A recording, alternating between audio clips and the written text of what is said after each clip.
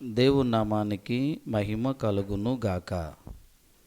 ఈ మధ్యాహ్న కాల సమయమందు దేవుడు తన జీవితంలో చేసినటువంటి రక్షణ సాక్ష్యమును, అలాగునే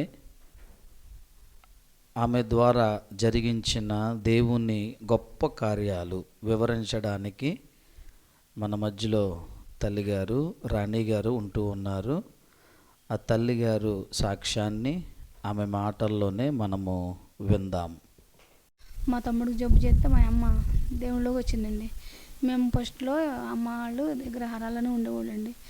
కొంచెం అలా అలా జబ్బు చేసిన తర్వాత అప్పుడు మా అమ్మ దేవుళ్ళలోకి వచ్చిందండి. మా తమ్ముడు జబ్బు చేస్తే దేవుళ్ళలోకి వస్తే అప్పుడు నేను కూడా నమ్ముకున్నానండి. ఉన్నవాళ్ళు ఎవరో నమ్ముకోలేదు, కానీ ఇంకా ఆ ఊరు నన్ను పంపించారండి హైదరాబాదు. పంపిస్తే అక్కడ మనకి ఎవరు ఉంటారండి, హైదరాబాద్ అంటే మన పక్కన పల్లెటూరు కదండి. అయితే అక్కడ ఉండేదాన్నండి, అలాగే పని చేసుకుంటూ ఉండేదాన్నండి. అప్పుడు ఫోన్లు గట్టలేక ఏదో మాటే కానీ ఫోన్ ఉండేది కదండి. అప్పుడు నేను దేవుణ్ణి రోజు ప్రార్థన చేసుకునేదాన్నండి. ఒకరోజు సిలువ రథం అనే 2 ముక్కలు మాత్రం తెలిసింది నాకు. అయితే ఒకరోజు పాపం ఆవిడ వంటలు రోజు కడగమనేవారండి. కడుగుతుంటే అలాగే ఒకరోజు 15 కేజీల డబ్బా నూనె డబ్బా కడుగుతుంటే వంటలు జారి పడిపోయి మొత్తం పోయి అడుగుని కొంచెమే ఉందండి. ఉంటే అప్పటికి యేసురథం సిలువరథం అనుకునే ఒక 2 పదాలు మాత్రం తెలుసు, ఆ 2 చేసుకునేదాన్నండి. అలా శుద్ధగోడ మీద కొంచెం చిలువ వేసుకుని రోజు దండం పెట్టుకుందాన్ని. కానీ ఇంకా పని వాళ్ళు అంటే కొంచెం ఆవిడ పట్టించుకునేది కాదు, అలాగే చేసుకునేదాన్ని. ఆ రోజు అంతా నూనె అంతా ఒలిపోయింది. వాళ్ళు ఎక్కడికో వెళ్ళారండి. వెళ్తే అప్పుడు వచ్చాక అప్పుడు నూనె అంతా ఒలిపోతే అప్పుడు ఏం చేయాలి, నూనె అంతా ఒలిపోయింది. ఇప్పుడు వస్తే రోజు కొంచెం నీళ్ళు పడితేనే తిట్టేది, ఎక్కువ నీళ్ళు పడితే కొడదు కదా అని చెప్పి అప్పుడు గబగబా 2 చేతులతో నూనె నీళ్ళు కలిపింది డబ్బాలోకి ఎత్తేసానండి. కొంచెం తక్కువగా డబ్బా నిండిపోయిందండి. నిండిపోతే అప్పుడు మూత పెట్టేసానండి. మూత పెట్టేసి ఎప్పుడో ఇంటి తినమని వేసుకున్న సిలువ ఉంది గోడ మీద, అక్కడికి వెళ్ళి అయ్యా మరి మా అమ్మ మా నాన్న నేను పని చేస్తాకు వచ్చాను, అంత క్రితమే మామూలుగానే కొట్టేవాళ్ళు, మరి చిన్న చిన్న పనులు గట్ట సరిగ్గా చేతం కుదరతో కొట్టేవాళ్ళు, నూనె అలా అయిపోయింది కదా, ఇప్పుడు వేసేయ, నేను ఇక్కడ మా అమ్మ లేదు మా నాన్న లేడు ఎవరు లేరు, ఆ నూనె నీళ్ళుగా చేసేయ అని దండం పెట్టుకుని వచ్చానండి. వచ్చాక ఆవిడ వచ్చి గోధుమ బియ్యమిడిగా ఆడిచికి రమ్మనండి. ఆడిచి రమ్మంటే అప్పుడు కంగారు వచ్చేసి నాకు 2 కలిపి ఆడిచ్చేసానండి. ఆ అమ్మ వచ్చాక 2 వేసి, అదేంటమ్మా నువ్వు గోధుమ బియ్యం కలిపి ఆడిచి రమ్మంటే నువ్వు 2 విడివిడిగా ఆడిచి 2 కలిపి ఆడించుకొచ్చావని అప్పుడు సర్లే ఏం చేయాలని ఆలోచించుకుని గౌలు చేసుకుని ముగ్గురు పెట్టుకున్నారండి. ఇప్పుడు దేవుడు నువ్వు మాట అడిగానండి నేను, అయ్యా నాకు అమ్మ నాన్న లేరు, ఆ నీళ్ళు నూనెగా చేసి మరి ఎలాగా లేకపోతే ఏమైనా బతకని చంపేద్దామనుకున్నా అన్న. అంటే అప్పుడు ఆవిడ ముగ్గురు పెట్టిన మొదలుకొని అన్ని పప్పులు వండేసారు. ఆయన మామూలుగానే ఉందండి, నూనె నీళ్ళు కలిసిపోయి కానీ చిటుకు వల్ల పప్పులు వండారు. ఆ డబ్బా అయిపోయేదాకా అన్నం కూరలు వండారు. రోజు వంట చేసేదని నేనేనండి. కానీ అయినా సరే ఆ నీళ్ళు చిటుకు వల్ల పుష్టి కార్యం చేశాడు దేవుడు. అప్పటికింకా నేను పుష్టిపోతే అవ్వలేదండి. 1 సంవత్సరం పోయిన తర్వాత అక్కడ అయ్యాను, వాళ్ళే చూశారు. అమ్మాయిల దగ్గర కొత్త ఫోన్లు గట్ట ఉండేవి కదండి, ఏదో ఒక మాటే. అయితే అక్కడే ఉన్న తర్వాత అక్కడ 2 సంవత్సరాలు ఉన్నాను. 3వ సంవత్సరంలో మా ఊరికి వచ్చేసానండి. వచ్చేసాక అప్పుడు పల్లెలోకి వెళ్తూ ఉండేదాన్ని. ఇంకా ఊరు వెళ్ళలేదండి. ఇంకా అటుపాటు ఇంక నేను వెళ్ళను, ఇంక పెద్ద అన్నయ్యని వెళ్ళను అన్నాక అప్పుడు మా ఊళ్ళో ఏం చేశారంటే, మా ఇంటి పక్క అబ్బాయి కొంచెం తింగరకుంటాడు, అయితే మేము కొంచెం కొమ్మరు అందుకు కట్నాలు కట్టేలాగా ఆ అబ్బాయి పెళ్లి చేశారండి. పెళ్లి చేస్తే ఆ అబ్బాయి కూడా తింగరోడే వెళ్ళిపోయాడండి, శుభ్రంగా పారిపోయాడు దేశాలని మెంటల కింద అలగలిగి వచ్చి. ఇక అమ్మ వాళ్ళేమో ఇంక చేయలేక, అందులో మేము బాగా పేదవాళ్ళం, మళ్ళీ ఇంకో పెళ్ళి అంటే చేయలేదు కదా, ఇంక చేయలేక అలా ఉండిపోయారు. తమ్ముడు చిన్నోడు కానీ చెల్లి కొంచెం చేతికి వచ్చింది, అన్నయ్య చేతికి వచ్చాడు, చేయలేక వదిలేసారు. ఇక అలాగే రోజు పనులకి వెళ్ళుకుంటా నాతో ఒక 5-6 పనులు ఉండేవాళ్ళు పిల్లలు, డైలీ పనికి వెళ్ళిపోయేదానండి. అలాగే వెళ్తూ ఉండి ఇంకా పనికి వెళ్తాం ఇంక మళ్ళీ చేస్తానంటే మళ్ళీ చేయలేరు. ఇంకో చెల్లి అనుమానం ఉంది కదా, పాపం చేయలేకపోయారు. ఇంకా ఆ అబ్బాయి ఇంకా అలా వదిలేసి వెళ్ళిపోయాడు. మేము మా పుట్టింట్లోనే ఉండిపోయా కొంచెం మెంటలు గుండి వెళ్ళిపోయేవాళ్ళండి మా ఇంటి పక్కనే. ఇక వాళ్ళకి మాకు సంబంధం లేదని మా అత్తగారు దెబ్బలు అడ్డలు తీసుకుని ఇక వాళ్ళ దాయిలు అయిపోయింది, మరి అయిపోయిందండి. అయిపోయి రోజు ఒక 5-6 పిల్లలు ఉండేవాళ్ళండి, డైలీ పనికి వెళ్ళేవాళ్ళం అండి. మా ఊర్లో కోకో తోటలు ఉంటాయండి, కోకాయలు కొత్తగా అన్ని పనులకి వెళ్ళేవాళ్ళం, డైలీ వెళ్ళేవాళ్ళం రోజు. నాకు వాక్యం అంటే చాలా ఇష్టం, అస్సలు చదువుకోలేదు. చెల్లి తమ్ముడు అన్నయ్య 5 వరకన్నా చదివారు, కానీ మా తమ్ముడు గురించి నేను చదువుకుంటా వీలు పడాల, వాళ్ళు కూడా రావుండి. నాకు అయితే దేవుని రోజు ఒక రేడియో ఉండేదండి. ఉంటే ఆ ఒక రోజున దేవుడిని అడిగేదాన్ని, అయ్యా నాకు చదువు కావాలి, మరి నేను చదవాలని నాకు చాలా ఆశ ఉంది అని రోజు వాక్యం వినుకుంటా దేవుడిని అడిగి ఒకరోజు నేను ఉపవాసం ఉండాలని ఒక కోరిక జరిగింది. అయితే సర్లే ఉపవాసం ఉండేదానండి. అప్పుడు సర్లే అంటే అప్పుడు దేవుడిని అడిగితే ఒక ముసలాయనలాగా వచ్చి నూతిలో నీళ్ళు దూరం వెళ్ళి తోడుకుని తెచ్చుకోవాలండి. అలాగే వెళ్ళి ఆయన అడిగితే సరే ఇలాగ ఉండమ్మా అన్నాడు. అప్పుడు ఆయన చెప్పినట్టు నూతిలో నీళ్ళు తెచ్చుకుని తోడుకుని స్నానం చేసి కింద పడుకుని పొద్దుమాన పనికి వెళ్ళి వచ్చి సాయంత్రం ఏదో పాలు అవి దొరికేవండి మా ఊళ్ళో పళ్ళు అవి తిని ఇంకా అన్నం ఏం తినకుండా ప్రార్థన చేసుకుని 7 గంటలకి అలిగి ఇల్లు గదిండి అలుక్కుని అవన్నీ శుభ్రం చేసుకుని వారం శుక్రవారం ఉండేదానండి. అలాగా 8 సంవత్సరాలు ఉన్నానండి. 9వ సంవత్సరం ఇక దొరపడుతుంది అనగా అప్పుడు దేవుడు ఒక ఇంగ్లీష్ క్లాస్ బైబిల్ ఇచ్చాడండి. ఇస్తే అప్పుడు అమ్మ చదువు అని అన్నాడంటే చాలా బాగా ఉపవాసం ఉండేదాన్ని. ఒకరోజు ఒక పండు తింటే తెల్లార్లు అయ్యే కళ్ళకు వచ్చినాయి. తినవచ్చు అంటే తిన్నాను. తింటే నువ్వు తినకూడదమ్మా, నువ్వు మరి ఉపవాసం ఎలా ఉంటానన్నా అలాగే ఉండు అన్నాడు. అలాగే ఉన్నాను. దేవుడు కోరుకున్నట్టే నాకు ఒక బైబిల్ ఇచ్చాడండి. ఇస్తే అప్పుడు అయ్యా నాకు అసలు చదువులేదు, ఇలాగ తెలియని అక్షరాలు ఇస్తే నేను చదువుకోగలను అడిగాను. ఓహో అదా అని అప్పుడు తెల్లారి రాత్రి మళ్ళీ ఇంకో రాత్రి నాకు మంచి తెలుగు అక్షరాలు బైబిల్ ఇచ్చాడండి. ఒకరోజు 3 రోజులు వర్షం పడింది. వర్షం పడితే అప్పుడు ఇంటికాడ ఉంటే ఆ రాత్రి తండ్రి వచ్చి అమ్మ నువ్వు చదువు, నీ వెనకమాల నేను ఉన్నాను, నువ్వు అక్షరాలు కలుపు చదువుకో అంటే అప్పుడు బైబిల్ దగ్గర పెట్టుకుని ఒక్కొక్క అక్షరం ఎప్పుడో చిన్నప్పుడు ఆళ్ళతో ఉన్న పిల్లలు చదువుకున్న వాళ్ళు ఎక్కువ ఉంటే ఏ అక్షరం రాకపోయినా అంత మాట అరగ చదివేసి వాళ్ళ ఇంటికి వెళ్ళి ఆ అక్షరం చేతి మీద రాసుకుని తెచ్చుకునేదాన్ని. అది మాపులు కూడా తెచ్చుకుని పగులు కూడా తెచ్చుకుని అలా దీపం పెట్టుకుని ఆ అక్షరమే దిద్దేసేదాన్ని. అలా పాపం ఒక్కొక్క అక్షరం తడి పొడిగా మాపులు దీపం పెట్టుకుని అందరూ పడుకోకుండా నేను పడుకోకుండా నేను అక్షరాలు కలుపుకుంటా 1 సంవత్సరం బైబిల్ చదివానండి. 2వ సంవత్సరం ఏలు పెట్టకుండా చదివేసాను. 3వ సంవత్సరం అసలు వాళ్ళు ఏలు పెట్టకుండా చదివేస్తున్నానండి. ఏదన్నా ఒక ఒత్తు రాకపోయినా కొంచెం సిగ్గు లేకుండా ఎవరో ఒకరి దగ్గరికి వెళ్ళి ఈ ఒత్తు ఏంటి అని అడిగేదాన్ని. అలా దేవుడు నాకు చాలా సంతోషంతో అస్సలు చదువురాని నాకు ఆయన నాకు కోరుకున్నట్టే నా ఉపవాసం చెల్లించినందుకు నాకు దేవుడు చక్కగా మంచి చదువునిచ్చాడు. బైబిల్ చదువుకుంటాం, ఇంకా చిన్న చిన్న పుస్తకాలు చాలా పుస్తకాలు చదివేశాను. దీపం పెట్టుకుని చదివేదాన్ని. చాలా సంతోషంగా ఉన్నాను. అయితే మళ్ళీ దేవుడిని ఇంకా అడిగాను, ఇంకా నేను బలంగా శక్తిగా ఉండాలి, ఎందుకు మరి నాకు అసలు ఎవరూ లేరు, పెళ్లి చేసుకుంటే భర్త వెళ్ళిపోయాడు, మళ్ళీ చేసుకుంటే మనకు అవకాశం లేదు. అప్పుడు అమ్మ ఉండేవాళ్ళు. ఆ నాన్న జబ్బు చేసి చిన్నపిల్లలప్పుడు చచ్చిపోయాడు. కొంచెం ఎదుగుదాక అమ్మ కూడా జబ్బు చేసి చచ్చిపోయింది. అమ్మమ్మ ఉంది, తమ్ముడు చిన్నోడు, అన్నయ్య పెళ్లి చేసి వెళ్ళిపోయాడు. చెల్లికి వివాహం అయిన తర్వాత అన్నయ్య నా సంసారం నాదే వెళ్ళిపోయాడు. మాకు అప్పటికి 1 ఎకరం పొలం ఉండేదండి. అన్నయ్య ఏం చేశాడంటే ఆ ఎకరం పొలం కూడా అమ్ముకుని ఆడు భార్య బిడ్డలు తీసుకుని వెళ్ళిపోయాడు. వెళ్ళిపోయే ముందు దేవుడు ఒకరోజు ఒక దర్శనం ఇచ్చాడు నాకు. అంతక్రితం చెల్లి వివాహం కూడా చూపించాడండి. అయితే ఒకరోజు పొలం నుండి వస్తుంది, అమ్మ మీ చెల్లికి ఈరోజు శనివారం నాడు చూసుకుని వస్తారు, ఆయన శుభ్రం చేసేవి సంబంధం వద్ద కుదురుద్దని చెప్పాడండి. చెప్తే అప్పుడు సరే ఏంటి ఇలా చెప్పాడని అప్పుడు ఇంటికాడ ఆవిడ పొలం పోయేదాన్ని కదా, ఇంకెవడ చెప్పలేదండి నాకు. పొద్దున్నే లేచి అమ్మ నాకు ఇలా దర్శనం వచ్చింది, చెల్లి చూసుకుంటా వస్తున్నారంటే అదే నీకేం తెలుసు, అసలు నువ్వు లేవే లేదు కదా ఇక్కడ అని అన్నారు. సరే ఏమోనని పెద్దోళ్ళు కదా కొంచెం పట్టించుకోక వదిలేశారండి. ఆ తర్వాత చెల్లి పెళ్లి కుదిరిందని పాకేస్తున్నారండి. పాకేస్తుంటే అప్పుడు పాకంతా అయిపోయి మోపాకులు మిగిలిపోయిందండి. అప్పుడు లేచి అమ్మ మరి పాకేస్తున్నారు, ఒక మోపాకులకి మిగిలిపోయింది అని అంటే ఆ మోపాకులకి ఎంత మిగిలిద్దు నువ్వే పిచ్చి కళ్ళగంటున్నావు అన్నారండి. సరే అని వదిలేశాను. అలాగే దేవుడు చెప్పినట్టే పాకంతా అయ్యాక ఒక మోపాకులకి మిగిలిపోయింది. సరే అనుకున్నాను కానీ కాళ్ళు కొద్దిగా పట్టించుకున్నట్టు ఉండేవాళ్ళు పెద్దోళ్ళు కదా కొంచెం ఎందుకు కనపడితే అనుకునేవాళ్ళు. సరే అలా అయిపోయిన తర్వాత చెల్లి పెళ్ళి అయింది. చక్కగా దేవుడు చెప్పినట్టు చెల్లి పెళ్ళి అయింది. అన్ని ముందులో వెళ్ళిపోయాడు. ఆ తర్వాత చెల్లి పెళ్ళి అయిపోయిన తర్వాత ఇంకా దేవుడు ఒకరోజు ఆ ఎకరం పొలం కూడా మా అన్నయ్య అమ్ముకుని వేరే వాళ్ళతో తాటలు కొనుక్కుంటే ఒకరోజు అప్పుడు పావలాలు రూపాయలు ఉన్నాయండి మా అమ్మ పుట్ట క్రితం. అయితే అప్పుడు అన్నయ్య 1 రూపాయి ఇవ్వని పుట్టుకాడికి వెళ్తున్నానండి దర్శనంలో.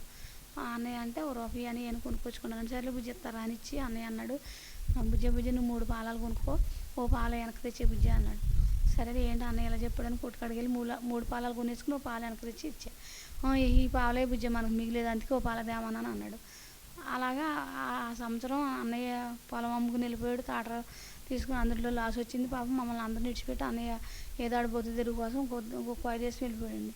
వెళ్ళిపోతే అప్పుడు అమ్మ చచ్చిపోయింది, అమ్మమ్మ ఉందండి.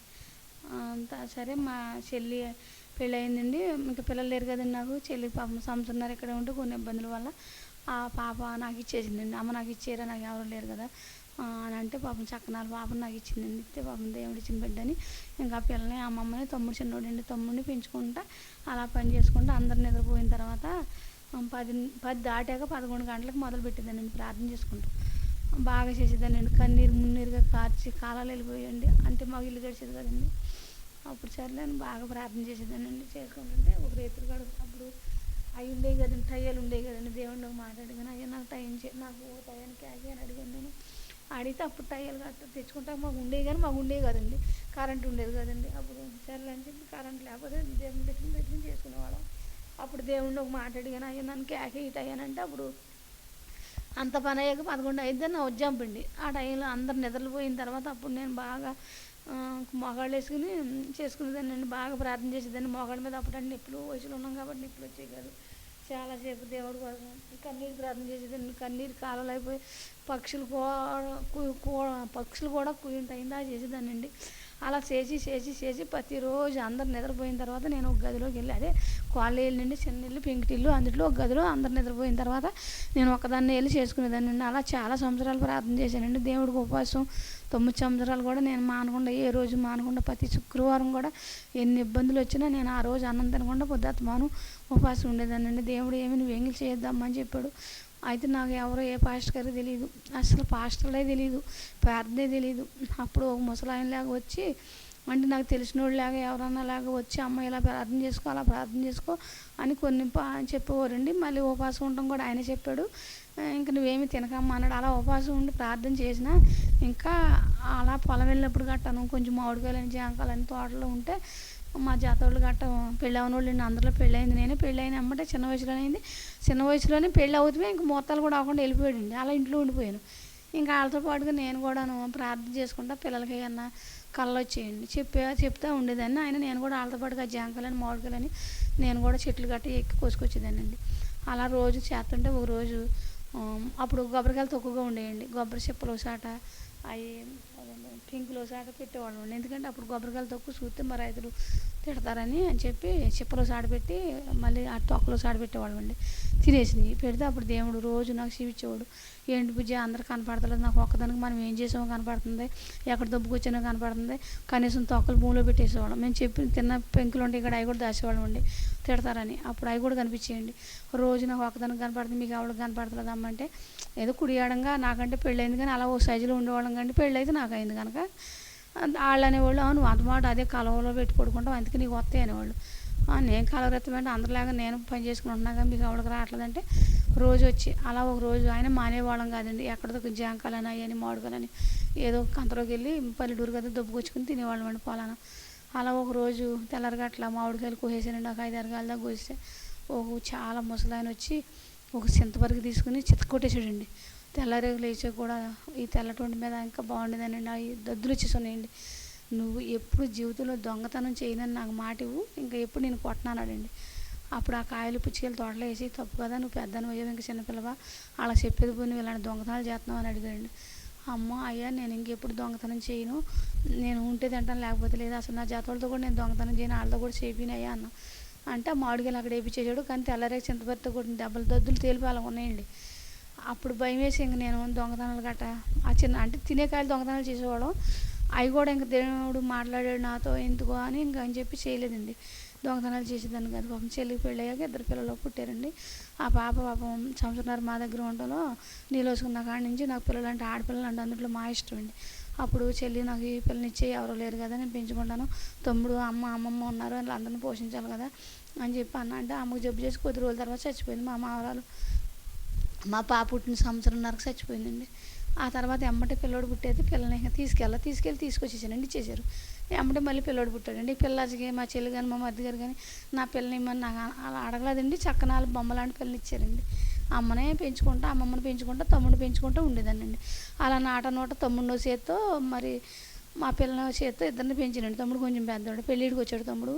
పాపకి 8వ సంవత్సరం వచ్చిందండి. ఇద్దరిని పెంచుతున్నాను, అమ్మమ్మని కూడా పెంచుతున్నానండి. పొద్దుమాన పనికి వెళ్ళి కష్టపడి పెంచేదాన్ని. మళ్ళీ ప్రార్థన మానేదాన్ని కాదు. దేవుడు చదివించాడు కదండి, దీపం పెట్టుకుని చదువుకుంటూ ఉండేదాన్ని. ఇంకా అంతమాట చదువుకునేదాన్ని. డైలీ పనులు వెళ్తాను. మధ్యాహ్నం అప్పుడు ఖాళీగా ఉన్న అక్కడ కూడా మానకుండా చిన్న బైబిళ్ళు ఉంటే అవి చూసుకుని చదివేసుకునేదాన్ని. అలా తిరగమరగ చాలాసార్లు చదివాను, కానీ అంకులు అయితే రావుండి అసలు చదువుకునేదిగా. అప్పుడు పిల్లల దగ్గర అయ్యో 100 అంకులు ఎలా నేర్చుకున్నాను, కానీ అంత రాదండి. బైబిల్ అయితే తీస్తాను, బైబిల్ చదవగలను, కానీ అంకులు బట్టి చెప్పలేనండి. అయితే అలాగా పాపం ఆ కుటుంబాన్ని పోషించుకుంటూ ఆ కుటుంబంలోనే ఉండిపోయా. అప్పుడు చెల్లికి పెళ్ళి అయింది, 2 పిల్లలు పుట్టారు. అన్నయ్యకి పెళ్ళి అయిందండి, 2 మగ పిల్లలు పుట్టారండి. తమ్ముడు పెళ్ళిడికి వచ్చాడండి. బాగా లేని వాళ్ళం సబ్బు తీసుకోవడంలో పుడతంలో అప్పుడు ఆడపిల్లలు తక్కువైపోయి మా ఇంకెవరు చుట్టాలు బంధువులు ఎవరు మమ్మల్ని పట్టించుకుంటున్నా, వీళ్ళు లేని వాళ్ళు వీళ్ళకి ఎవరు పిల్లలు ఇస్తారు, మాకెందుకు ఆస్తులు కూడా లేవు కదని ఎవరికాడ అందరూ ఉన్నవాళ్ళే. మా కొమ్మూరు అన్నాన మా ఊర్లో మేము ఒక్కడమే లేనివాళ్ళం అండి. అయితే సర్లేని తమ్ముడు నలగా పాపం లేనివాళ్ళం ఎలా బతుకుతామని దేవుడిని ప్రార్థన చేసుకుంటా తమ్ముడు కష్టపడితే ఆడడం నేర్పించానండి. అంతమాట అన్నయ్య దగ్గర పంపుతుంటే వారం వారం వచ్చేవాడు. వారం వారం ఏటోండి మళ్ళీ తీసుకెళ్ళి పంపించేదాన్ని. అలా పాపం ఆడడం నేర్పించాక అప్పుడు దేవుడిని అడిగాను, ఎన్ని సంబంధాలు వచ్చినా మీకు ఏమో ఆస్తి లేదు ఇల్లు లేదు ఏమీ లేదు, అసలు మళ్ళీ ఎలాగా మీ తమ్ముడికి మేము సంబంధం ఇస్తాము ఏమో అనేవాళ్ళు. అప్పుడు దేవుడిని ఒక రోజున అడిగాను, అయ్యా ఏంటి మరి నిన్నే నమ్ముకున్నాను, చిన్నప్పుడు కాడి నుంచి నాకు నువ్వు తప్ప, నాకు అసలు బంధువుల కన్నా ఎక్కువగా ప్రేమించావు, నువ్వు నిన్నే నమ్ముకుని నీ మీద ఆశపడి ఉన్నాను, మరి నువ్వు నాతో మాట్లాడుతున్నావు, మా తమ్ముడు సంబంధం ఏంటయ్యా అని అడిగాను. అడిగితే అప్పుడు ఒక రోజు సూర్యకాడికి వచ్చి ముసలాయనలాగా, అమ్మ నువ్వు బాధపడకో, మీ తమ్ముడికి పెళ్ళి అయ్యిద్ది, మాటలు రావు, చిన్న పూరిల్లు అన్నాడు. అయ్యా మాకు అంతకన్నా ఈ నీళ్ళతో ఉన్నాం మేము, పూరిల్లు అయితే ఏమంది అయ్యా, ఆయనకి ఆ పిల్లోడి పెళ్ళి అయితే చాలు బాబు అని అడిగితే, అమ్మ 10 రోజుల్లో పెళ్ళి అయిద్దని చెప్పాడు దేవుడు. అలాగే చెప్పిన ప్రకారంగా మా అన్నయ్య ఎక్కడో మాటలు రాని అమ్మాయి సర్లే అసలు ఏమీ లేవు కదా అని చెప్పి ఏదో పాపం అప్పటికప్పుడే దయతెలిసి మా అన్నయ్య తీసుకొస్తే ఎలాగో పాపం వివాహం జరిగిందండి. ఆవిడకి మాటలు రావు కానీ బోళ్ళంత పని చేద్దండి. దేవుడు చూపించాడు, పాపం నాతో కలిసి ఉంది, చక్కగా 3 పిల్లలకు కూడా ఫస్ట్ ఒక ఆడపిల్ల పుట్టిందండి. తర్వాత మళ్ళీ కవల పిల్లలు, ఒక ఆడపిల్ల మగపిల్లడు అండి. చక్కగా 3 పిల్లలకు కూడా దేవుడు ఆశీర్వదించి 3కి మాటలు వస్తాయండి. చక్కగా పని చేసుకుని మా మరదలు కూడా చక్కగా పని చేసి నన్ను కూడా కలుపుకుని ఉండేదండి. అలాగే మంచిగా ఉండేవాళ్ళం. ఒకరోజు అలా ఉండగా దేవుడు అన్నాడు, మా అన్నకి 2 మగపిల్లలు ఇచ్చారండి. పెద్దోడు 10 చదువుతున్నాడండి, 1 సంవత్సరం తేడాలో ఇద్దరు ఒక ఎత్తున ఉండేవాళ్ళండి. చిన్నోడండి 9 చదువుతున్నాడండి. అయితే 2 పిల్లలు ఒకరోజు 3 రోజులు 3 దర్శనాలు ఇచ్చాడు, తెల్లదండి. పొగ తోటలో 2 కంది చెట్లు ఉండేయండి.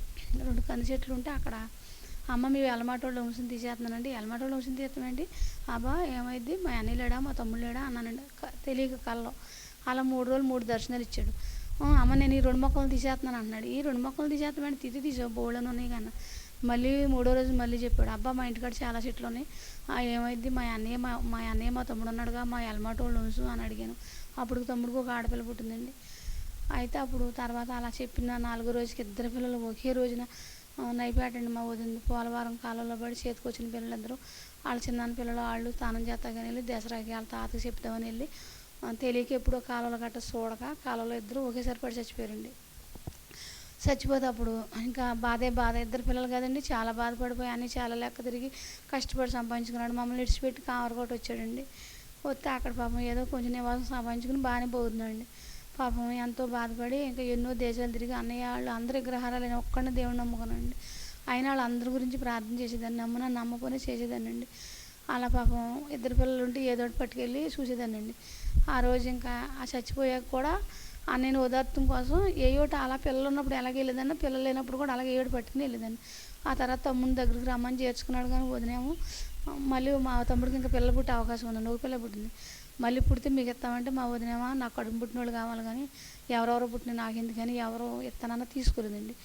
అలా మళ్ళీ తమ్ముడికి 2 కావాలి పిల్లలు పుట్టారు, ఆయన జారి తీసుకోలేదు. తమ్ముడిని జారి తీసినా ఏదో ఆడవాళ్ళు కొంచెం ఇది ఉంటుంది కదండి, అయితే ఆయనకు కుదరలేదండి. అప్పుడు దేవుడు అన్నాడు, అమ్మ తమ్ముడు నీ దగ్గరికి వచ్చేస్తాడు, నీ యాండ్బరిలో బతుకుతాడు, అక్కడ ఉన్నాడు అమ్మ అని ఒక రోజు దేవుడు కళ్ళకు వచ్చి ఒక ముసలాయనలాగా మాట్లాడాడండి. మాట్లాడాక అప్పుడు నాకు అది వద్దు, నాకు నేనేమి కోరుకుంటలేదు అమ్మ, నేను ఎండి అడగల, బండారం అడగల, ఆస్తులు అడగల, అంతస్తులు అడగల, ఒంటి నిండా వస్త్రం, కడుపు నిండా అన్నం అడిగాను. అయినా నాకు మంచి వివాహం జరగకపోతే నేను బాధపడలేదు.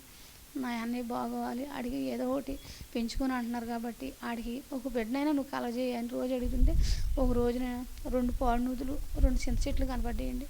అదేంటి నాయన జీవితాంతకాలం నువ్వు సీకి పెట్టొద్దు, నాకు ఎవరో లేకపోతే అమ్మ అని పిలిపించుకున్నాను, ఏదో రోజుకి అమ్మమ్మ అనిపించుకుంటాను, ఆ అమ్మ పిలిపి ఎంతమంది దొరుకుద్ది, నేను ప్రార్థన చేసుకోబట్టే కదా నాకు బంగారు లాంటి పిల్లలు ఇచ్చావు నువ్వు అని దేవుడిని ఎంతగానో ప్రార్థించి మాపులు అసలు నిద్రపోకుండా చేసేదాన్ని అండి. ప్రార్థన 3 సంవత్సరాలు ఏక ప్రార్థన అసలు తెల్లారులు చేసేదాన్ని అండి. ఏ ఏళ్ళప్పుడు నిద్రపోయినా తెలియదండి. అంత నేను చేసే ప్రార్థన కాలంలో అయిపోయి అన్నయ్యకు ఒక వెలుగుని చూపించమని. అప్పుడు నా బాధ చూడలేక దేవుడు 2 కొవ్వొత్తులను చూపించాడండి. చూపిస్తే అప్పుడు ఆ 2 కొవ్వొత్తులు అందంగా వెలుగుతున్నాయండి. వెలుగుతుంటే అప్పుడు చాలా ఆనందంతో పడితే వచ్చిన ఒక నెల రోజులకి మా వదినాళ్ళ అమ్మకి దగ్గరేనండి, మా వదినాళ్ళ అమ్మ అంటే పెద్దమ్మ కూతురే. అప్పుడు విజయవాడ హాస్పిటల్ తీసుకెళ్తే కన్ను ఆఫీసర్కి అప్పుడు అమ్మ అక్కడ మీకు కార్యం మీకు దేవుడు కొన్ని 2-3 లక్షలు అవుతాయి కానీ మీ పిల్లలు పుడతారంటే మా పిల్లలు మాగే పెట్టాలి, ఎవరో బిడ్డతోటి మాకు వద్దని అడిగితే వదిన అప్పుడు సరేలే అమ్మ మీకు సెట్ అయిద్దని ఆ వయసు అంతా చూసి అందుట్లో టీవీలో గట్టా మీ పిల్లలు పుడతారమ్మా రమ్మంటే మా వదినకి కొంచెం ఎంతనే అభిమానం ఉండేదండి. పిన్నే నువ్వేరా ఎవరో వద్దు, నేను విజయవాడ వెళ్తున్నాను, నాకు ఖచ్చితంగా నీళ్ళు పోసుకుంటాము, నువ్వు ప్రార్థన చెయ్యి, నాకైనా నమ్మకం ఉంటుంది, ఇది వరకే అమ్మమ్మ చేసేది కదండి, మా అమ్మ దగ్గర తినండి, అమ్మమ్మ చేసేది ఆ ప్రార్థన నువ్వు చేస్తున్నావు, పిన్ని నువ్వు నన్ను ఆశీర్వదించు, నాకు కడుపు మీద చెయ్యి, నేను విజయవాడ వెళ్తున్నాను, ఇల్లంతా నీకు అప్పచెప్పేసి వెళ్తున్నాను, 10 రోజులు అన్నయ్య వదిన విజయవాడ ఒక్కో రూమ్లో ఉంటే ఇద్దరిది తీసి బేబీ టెస్ట్ చేసి ఇద్దరికి వాళ్ళలాగా పిల్లలు పుడతారని చెప్తే పాపం వెళ్తే ఇల్లు అప్పచెప్పి వెళ్ళారు. వదిన సర్లే ప్రార్థన చేయండి, అన్నయ్య వదిన ఇద్దరు పాపం పట్టమే చేయించుకుని వెళ్ళారు. 10 రోజులు దాకా విజయవాడలో ఉన్నారు. 10 రోజుల తర్వాత వచ్చారు. అక్కడ పాపం దేవుడు నా ప్రార్థన ఆలకించి నిజంగా సెట్ అయిందండి. వాళ్ళు దేవుళ్ళలోకి వచ్చినా రాకపోయినా నిజంగా పాపం ఆ 2 కొవ్వొత్తులు చూపించినందుకు 2 పిల్లల్ని వేసారండి. ఆడపిల్లలు మొగల్లాగా ఉంటారండి, పెద్ద పిల్ల అన్నయ్యలాగా ఉంటుంది, చిన్నపిల్ల అన్నయ్యలాగా ఉంటుంది, పెద్ద పిల్ల వదినలాగా ఉంటుందండి. 2 పిల్లలు చక్కగా ఉంటారండి. ఇప్పుడు 8వ సంవత్సరం వచ్చింది. మా మనవడు తోటోళ్ళండి, పిల్లలు స్కూల్కి వెళ్తున్నారు, బొమ్మల లాంటి పిల్లలు పుట్టారండి. దేవుడు నాకు సరే ఏమో నాకు ఏమి ఇచ్చినా ఇవ్వకపోయినా నా కుటుంబాన్ని ఆశీర్వదించాడు. ఈ లోకంలో నేను ఇంకా అంతకుమించి ఏం కోరుకుంటా, నాకు ఎప్పుడు కావాల్సింది అదే, నా కుటుంబం అంతా నేను ఉన్నా సరిపోయినా నాకు దేవుడు ఆశీర్వదిగా ఉంటే నాకు అదే చాలు, నాకు ఏం వద్దయ్యా, నాకు ఎప్పుడు నువ్వేమి ఇవ్వద్దు కానీ నాకు ఎప్పుడు అన్నంగా లోటు లేకుండా మా చిన్న కుటుంబాన్ని నువ్వు ఆశీర్వదించాయని ప్రతిరోజు అలాగా ప్రార్థన చేసుకుంటూ ఉండేదానండి. ఆ తర్వాత అప్పుడు తమ్ముడికి పెళ్ళి ఇక అవిద్దానంగానండి, తమ్ముడు కొంచెం కోడి పందాలు గట్ట వెళ్ళేవాడండి, ఎక్కువ పుంజులు పందాలని మాయేసేవాడండి. అలా వేస్తుంటే మా ఊర్లో బాగా వీడు ఇష్టం వచ్చినట్టు పందిలు వేసి పొడిపించేస్తున్నాడు అని చెప్పి మా ఊరోళ్ళే ఒక ఆడమ్మాయి ఒక మగ అబ్బాయి మా తమ్ముడికి శాతపడతానని చేపించారండి. చేపిస్తే అప్పుడు సర్లే అని చెప్పి మాకు తెలియదు, మామూలుగా అంతమాట అటు ఇటు తిరిగి వచ్చేవాడు, పెళ్ళి అవ్వలేదు కదా. అయితే ఒకరోజు పాపం మా ఇంటి పక్క వాళ్ళకి వెళ్ళాక పాపం వాళ్ళు కూడా మా ఇంట్లో పడుకున్నారు. ఒక అమ్మాయి 2 పిల్లలు, ఆ అమ్మాయికి 2 పిల్లల్ని వేసుకుని మైన పడుకుంటే మా తమ్ముడు ఒక రేతులు కూడా ఆ 2 పిల్లల్ని ఆవిడని ఒకే అంగతో దాటేసి శుభ్రంగా 12 గంటలు లేచి వెళ్ళిపోతున్నాడు. అప్పుడు ఎప్పుడు నిద్రపోయేదాన్ని కదండి, మెలుగుగా ఉండేదాన్ని. ఏంటి బుజ్జిగా లేచి వెళ్ళిపోతున్నాడు, మాట్లాడుకుంటూ తడుగు తీసుకుని రోడ్డు పడేసాడండి. అప్పుడు గబగబా కొంచెం అదంగా ఉండటం వల్ల ఆడు అదంగా ఉండేవాడు, కొంచెం నేను బాగుంటాను బలంగా తమ్ముడు అడ్డ వేసుకుని లాక్కొచ్చానండి లోనికి. లాక్కొచ్చేసి ఏంటి బుజ్జిగా నన్ను వదిలే, నా టైం అయిపోయింది, నేను వెళ్ళిపోతాను, నువ్వు నా ఆపుతున్నావు నన్ను, నేను ఇప్పుడు ఎక్కడికో సుశానాలోకి వెళ్ళాక ఆగుతాను, నన్ను వదిలే అంటున్నాడు. ఆడికి తెలియదండి మాట్లాడతాం. తెల్లారి నిద్రపోకుండా ఉంటే మేము అంతంత మాత్రం మా పక్క ఎవరు వస్తారు ప్రార్థన అంటే అంత గమ్మున నమ్మరు. అప్పుడు దేవుడికి నిలువు మొక్కలు వేసానండి, వేసి అయ్యా ఏంటి, అప్పుడు మా పిల్ల చిన్నపిల్లండి, ఓ మాదిరిగా 8 ఏళ్ళు అలాగుంటాయండి. అప్పుడు అయ్యా ఏంటి మరి ఇలాంటి ఎవరో లేరు, ఉన్న అమ్మమ్మ కూడా కొన్న తర్వాత 8 ఏళ్ళు వచ్చిన తర్వాత అమ్మమ్మ కూడా చనిపోయిందండి, ఎవరో లేరు, మరి ఏంటయ్యా, మరి తమ్ముడు నువ్వు ఆదరించయ్యా, మరి ఎలాగలా చూడు, మరి ఎందుకు దేవుడు ఇలాగా వెళ్ళిపోతాను అంటున్నాడు తమ్ముడు, ఇప్పుడు నేను ఏం చేయగలను, నా వల్ల ఏమైంది, మేము ఎక్కడికి వెళ్ళినా అంతంత మాత్రం రూపా పాప ఇచ్చితే చేసేవాళ్ళు చేయరు, తమ్ముడు డైరెక్టర్గా నేను వెళ్ళిపోతాను, నన్ను వదిలి అని చెప్తున్నాడండి. అప్పుడు తమ్ముడు ఏం చేశాడంటే, నా దగ్గర డబ్బులు 200 ఉన్నాయి, ఎక్కడ తాడరదూలే కాడ అక్కడ ఏదో ఊర్లో ఎవరో ఒక ఆయన చూస్తాడంట, నేను ఏమైనా వెళ్ళి చూపించుకొచ్చుకుంటాను అక్క అన్నాడు. సరేలే వెళ్ళి పోన్లే, దేవుడు ప్రార్థన చేస్తాను, సరే నీ ప్రయత్నం కూడా చేయను, 200కి ఏమైద్ది, ఆయన దేవుడి మీద నమ్మకం నాకు ఎక్కువగా ఉంది. చిన్నప్పుడు కంటే దాన్ని చూపించేవాడు, నాతో మాట్లాడేవాడు. అయితే వెళ్ళి చిన్న అయితే అంటే తెల్లరగట్ల లేచి వెళ్ళాడండి. ఏదో ఊరిండి మరి తెలీదు, ఆయనకి 100 సంవత్సరాల కన్నా పైనే ఉంటాయంట. ఆయన పుట్టాక గెడ్డం కానీ తల కానీ అసలు మంగళగా తెలియలేదంటండి. ఆయన చేసిన విద్యలు ఎంతో పెద్ద ఇది చేసాడంట, ప్రపంచంలో ఎవరో చేయనంత ఇది చేసేవాడంట. వెళ్ళాక అందరూ వెళ్ళేదాకా మా తమ్ముడి నుంచి చిన్న చెప్తారు కదండి, చెప్తే అందరూ వెళ్ళిన దాకా మా తమ్ముడిని ఆపి, అసలు నువ్వు ఇక్కడికి ఎందుకు వచ్చావు, మీ అక్క ఏదో మొత్తానికి దేవుడు నమ్ముకుందో ఏం దేవుడో నాకు తెలియదు, మీ అక్క దేవుడిని చూడటం కోసం నేను ఇక్కడ ఆపాను, నేను అసలు ఆ దేవుడు ఎవరు, అంత శక్తి గల దేవుడు ఎవడు, అంత శక్తిగా మీకు అక్క ఏం చేసిందని అడిగాడంట. అంటే వీడు కొంచెం తెలియదు, వయసు వచ్చిందిలేండి, అంత జ్ఞానం, అలాగే వయసు వచ్చింది కానీ అంత తెలియదు బుర్ర. అయితే మా అక్క చిన్నప్పుడు కానీ మా అందరికి ప్రార్థన చేద్దాం, మా అమ్మ చేసేది ఇంకెవరో చేయరు మా ఇంట్లో అన్నాడంట. అంటే ఆ దేవుడు నేను ఏమైనా చూడాలి ఉండని చెప్పి ఉంచితే మా ఇంటి చుట్టూ మాపులు పొగులు కూడా ఒకే రకంగా ఒక బండి చక్రంలాగా ఎలుగు ఆపనింగ్ లేకుండా తిరుగుతుందంట. ఆయన 10 నిమిషాలకు ఒకసారి కళ్ళుపుతాడంట. నాకన్నా శక్తిమంతురాలు ఎవరున్నారు ఈ ప్రపంచంలో, నా శక్తికి మించిన శక్తే లేదు, ఎవరు ఆవిడ అసలు చూడాలని అలాగ 5-6 సార్లు కళ్ళు మూసుకుంటే ఆయన మన దేవుడి రూపం ఆయనకి అసలు కనిపించలేదంట. కనిపించకపోతే అప్పుడు ఆ ఎలిక్కి ఆయన తట్టుకోలేకపోతే నేను ఎంత మంత్రశక్తి గలవాడిని, నేను లెగితే 50,000 కూర్చుంటే 200 తీసుకుంటాను, కానీ ఎంత దైవశక్తి రాంతురాలు ఎవరయ్యా మీ ఇంట్లో ఉన్నది, వెళ్ళి మీ అక్క కాళ్ళకి దండం పెట్టు, అంత మంచి శక్తి గల మెడిసి ఉంది, నువ్వు బయటికి వెళ్ళొద్దు, మీ అక్క చేతితోటి శక్తులు అన్నింటిని ఆపేద్ది, అదనే బయట పెట్టారు, లోనికి వచ్చే అవకాశం లేదు, అసలు ఎవరు వచ్చినా బయటకు అగ్గితో తోసేస్తున్నారు, ఇంత శక్తి ఉన్నా నేనే నీ ఇంట్లో దేవుని చూడలేకపోయాను, ఆయన రూపం అనేది కనిపించలేదు, వెళ్ళిపో, నీకు ఏమేను, నువ్వు రోడ్డు మీద గట్ట వెళ్ళకుండా ఉంటావు అనేదో చిన్న అంతరం వేస్తున్నాను, ఒక గొట్టం తీసి పంపించాడండి. పంపిస్తే మా తమ్ముడు ధైర్యం కలవాడు, అక్కకి ఇలా చెప్పారు అక్క అన్నాడు. సరే అయితే ఆయన పడుకొని పిల్లోడిని ఒక వైపున పిల్లని ఒక వైపున వేసుకుని ఇద్దరిని పెద్ద మంచం మీద వేసి పడుకున్నా. పడుకుంటే మాకు మామూలుగా ఏదో కర్రలు తడిగండి, ఆ తడికి జారేసి పడుకుంటే మాకు పెద్ద ఇనప గేట్లు చుట్టూ పారి కూడా సెంచి స్ట్రాంగ్గా ఉందండి. ఆ చేసిన వాళ్ళు ఇద్దరు ఎవరైనా చేస్తే రియల్గా కనపడతారండి. నాకు కనిపించారు, గుమ్మం కాడికి వచ్చారు, గేట్లు ఊపేస్తున్నారండి, తోసేసుకుని వచ్చేస్తాం తీసుకెళ్ళిపోదామని. ఎక్కడ వస్తాయండి ఇనప గేట్లు రాళ్ళు లేకుంటే ఊపి ఊపి ఊపి వాళ్ళ చేతులు లాగేసి ఇంకా వాళ్ళు ఏం చేయలేక ఎంత ఊపినా రాలేదండి. రాకపోతే ఇంకా తట్టుకోలేక ఇంకా అమ్మ బాబాయ్ ఇంకా మేము మా వాళ్ళగా వెళ్ళిపోదామని గేట్లో వదిలేసి వెళ్ళిపోయారండి. ఇంటి వెనకాల పెద్ద చెట్టు గుళ్ళకాడ ఉండే చెట్టు ఒకటి తెచ్చేసారండి. పనులు రైతుల దగ్గర పనికి వెళ్తుంటే ఆ రొబ్బ తెచ్చేస్తే బతికిందండి. పెద్ద చెట్టు అయిందండి, పెద్ద పెద్ద గుత్తులు వేసేయండి. అయితే అప్పుడు ఆ రాత్రి తండ్రి అన్నాడు, ఎదం చేతి తీసి పాడేసి చెట్టు కాల్చేయమని, నీ తమ్ముడు నేను బతికిచ్చాను అన్నాడండి.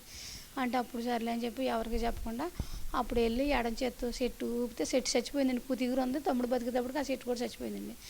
ఆ చెట్టుని తీసుకెళ్ళి నేను అలా ఎడం చేత్తో ఆయన చెప్పిన ప్రకారంగా ఊపి కిందకు పడితే పడిపోయిందండి. కొంచెం గడ్డేసి ఆ చెట్టుని అలా తగలబెట్టేసానండి. ఇంకా ఆ రోజు కాడి నుంచి మా తమ్ముడు కుటుంబం కానీ నాకు కానీ ఎవరు కూడా బాగు చేతోళ్ళు గట్ట ఎవరన్నా మమ్మల్ని ఇబ్బంది పెడతాం కానీ అలా చేసేవాళ్ళు కాదు. ఆయన నాకు అలాగ ఎదురు పడుతుంటే ఆయన దగ్గర ఉన్న సూచనలు నాకు మాత్రమే తెలిసేయండి, ఎవరికి తెలియదు. ఎవరింటికన్నా వెళ్ళి కూర్చుంటే అక్కడ ఏదైనా తేడాగా ఉందనుకోండి, అది నాకు మాత్రం తెలిసిండి, అది ఎప్పటికీ చెప్పగలనండి. అయితే అయ్యా నేనేమి చాలా పేద కుటుంబంలో పుట్టాను, ఇంత లెక్క వచ్చి అంత లెక్క నేను ఎలా చెప్పగలను, నేను ఎలా చేయగలను, అయ్యా నేను బతుకుండగానే చచ్చిపోకుండానే నాకు ఎక్కడైనా దేవుడు ప్రపంచాన్ని చెప్పేసమంటే ఒకటి నాకు ఇంత దయచేయని ఎప్పుడు ఒక రోజు ఒక్కొక్క ప్రార్థన చేస్తూ ఉండేదానండి. అలాగే పాపం జరిగింది, బాగానే ఉందండి. తమ్ముడు కూడా బాగానే ఉన్నాడు, పెళ్ళైపోయింది. చెల్లికి ఏకంగా 3 దెయ్యాలు పట్టుకున్నాయండి. అప్పుడు కూడా పాస్టర్లు తెలియదండి నాకు, ఏ పాస్టర్తో ప్రార్థన చేయించుకోవాలి. నేను పుట్టాక దేవుడిని అడుగుతాను, అడిగినప్పుడు నువ్వు వెళ్ళమ్మా నీకు ఈ కార్యం జరుగుతుందని దేవుడే నాకు దేవుడి రూపంలో కనిపించకుండా ఏరే వాళ్ళలాగా వచ్చి కనపడతాడండి. ఒక రోజున అందరూ దేవుడు మాకు కనపడతాడండి, నీ రూపంతో నాకు కనపడమని అడిగితే, అమ్మ నువ్వు ఆశపడుతున్నావు కాబట్టి అని ఒక సముద్రం పక్కన ఇసుకలో నడుచుకుంటూ వెళ్ళుకుంటూ ఆయన కాళ్ళు వరకు చూపించాడండి. అమ్మ నా రూపాన్ని నుంచి వస్తే నేను చూపిను, కాళ్ళు వరకు చూపిస్తాను నీకు అన్నాడు. కాళ్ళు వరకు చూపించాడు. ఆఖరికి ఏదైనా దర్శనం వస్తే అందరూ అమ్మ నాకు ఏం వచ్చింది చెప్పమని అడిగితే, అదేంటి నేను ఎలా చెప్పను, ఏ పాస్టర్ తెలియదు నాకు, ఎలా చెప్పను అని అడిగితే అప్పుడు దేవుడు, అమ్మ నేను నీకు కళ చెప్తానమ్మా అని కళ వచ్చిన తర్వాత మంచినీళ్ళతో పడుకుంటే మళ్ళీ ఆ కళకు దేవుడు పక్కన కూర్చుని మడిసి అయితే కనపడండి. ఎప్పుడు కూడా పక్కన కూర్చుని నాకు అమ్మ ఈ కళకి ఈ భాగం, ఈ కళకి ఈ భాగం అని దేవుడు ఎవరిచ్చేవాడండి. అప్పుడు తెల్లారాక ఎవరన్నా అడిగితే మరి దేవుడు చెప్పేవాడు కదా, చెప్పేసేదానండి. అలా చిన్న చిన్న పిల్లలకు ప్రార్థన చేసుకుంటూ ఉండేదాన్ని, పెద్దోడికి ఎవరికి చేయలేదండి నేను. అలా చేస్తా మా ఇంట్లో మటుకు ఏం జరుగుతుందో జరగబోతుందో చెప్పేసేవాడండి. ఎదరు జరిగేది మటు చెప్పాడు. కొంచెం తెలివితేటలు వచ్చిన తర్వాత కొంచెం దేవుడు అని తెలిసాక, అయ్యా నాకు ఈ కార్యం జరిగించు, ఆ చెడ్డ కీడు నా మీదకి రానీకయ్యా అని దేవుడిని ప్రార్థించేదాన్ని. అప్పటి నుంచి చెల్లికి 3 దెయ్యాలు పట్టుకుని జబ్బు చేసేసిందండి, కోమాలోకి వెళ్ళిపోయింది. అప్పుడు మా పాపని ఏరే వాళ్ళ ఇంటికాడ బరంబరమైన గ్యాములో పెట్టి కొంచెం చూస్తుండని ఆ చెల్లి కోసం వచ్చాను. అమ్మ నాన్న లేరు కదా మరి, తమ్ముడిని వదిలేసి ఎక్కడో వస్తే పాపం అక్కడ 3 దెయ్యాలు పట్టుకుని వాళ్ళు ఇష్టం వచ్చినట్టు ఒక ఆయన చనిపోతే వాళ్ళ మరిది గారు పక్కన 3 ఎకరాలు కందిచేను ఉందండి, ఆ కందిచేను అంతా ఇరగతొక్కేశారండి. చుట్టుపక్కల వాళ్ళు అందరూ పారిపోయారండి, వాళ్ళ మీదకి ఎగబడిపోయేవాళ్ళండి. కోట్ల కాడికి వెళ్ళి నేను చీని నాకు పలాయివు బిర్యానీ ఇవ్వు అంటే వెళ్ళి అడిగితే వాళ్ళు జడిచిపోయి పోతే పోయిన డబ్బులు 3 దెయ్యాలు ఎగబడిపోతున్నాయని పిల్లోడు చిన్నోడండి, పిల్లోడు మా చెల్లి మా మరిది గారు వెళ్ళిపోయి మా మరిది గారు వెళ్ళి తెచ్చేసేవాళ్ళండి. ముగ్గురికి 3 పొట్లాలు తెచ్చేసుకుంటే ఇంట్లో నడుము మధ్యన పెట్టేసుకుని తినేసేవాళ్ళండి. నేను పుచ్చుకెళ్ళిన డబ్బులతో పొద్దున్న 10 రూపాయల టిఫిన్, సాయంత్రం 10 రూపాయల టిఫిన్ పక్క కొట్టుకాడికి వెళ్ళి చుట్టుపక్కల 4 ఇళ్ళు ఖాళీ చేసి పారిపోయారండి. ఒక్కదాన్నే ఉన్నానండి. అలాగా ఇడ్లీ తిని ఆ మంచినీళ్ళు దాకా అన్నం అనుకుంటే డబ్బులు లేవండి. మరి వీళ్ళు 3 దారులు అయిపోతే నాకు అన్నం ఎవరు పెడతారండి. చుట్టుపక్కల 4 ఇళ్ళు ఖాళీ చేసి వెళ్ళిపోయారు. అప్పుడు కూడా పాస్టర్లు ఎక్కడ పాపం ఎవరో తీసుకొస్తే వాళ్ళ మీద ఎగబడిపోతే వాళ్ళు పారిపోయారండి. అప్పుడు పొద్దున్న 10 రూపాయల ఇడ్లీ, సాయంత్రం 10 రూపాయల ఇడ్లీ తిని పొద్దు అత్తమా అని పొద్దు కూతుందో పొద్దు పడుతుందో తెలియకుండా ప్రార్థన చేసేదాన్ని. మంచినీళ్ళు వచ్చినప్పుడు టాయిలెట్ అయినప్పుడు లేచేదానండి.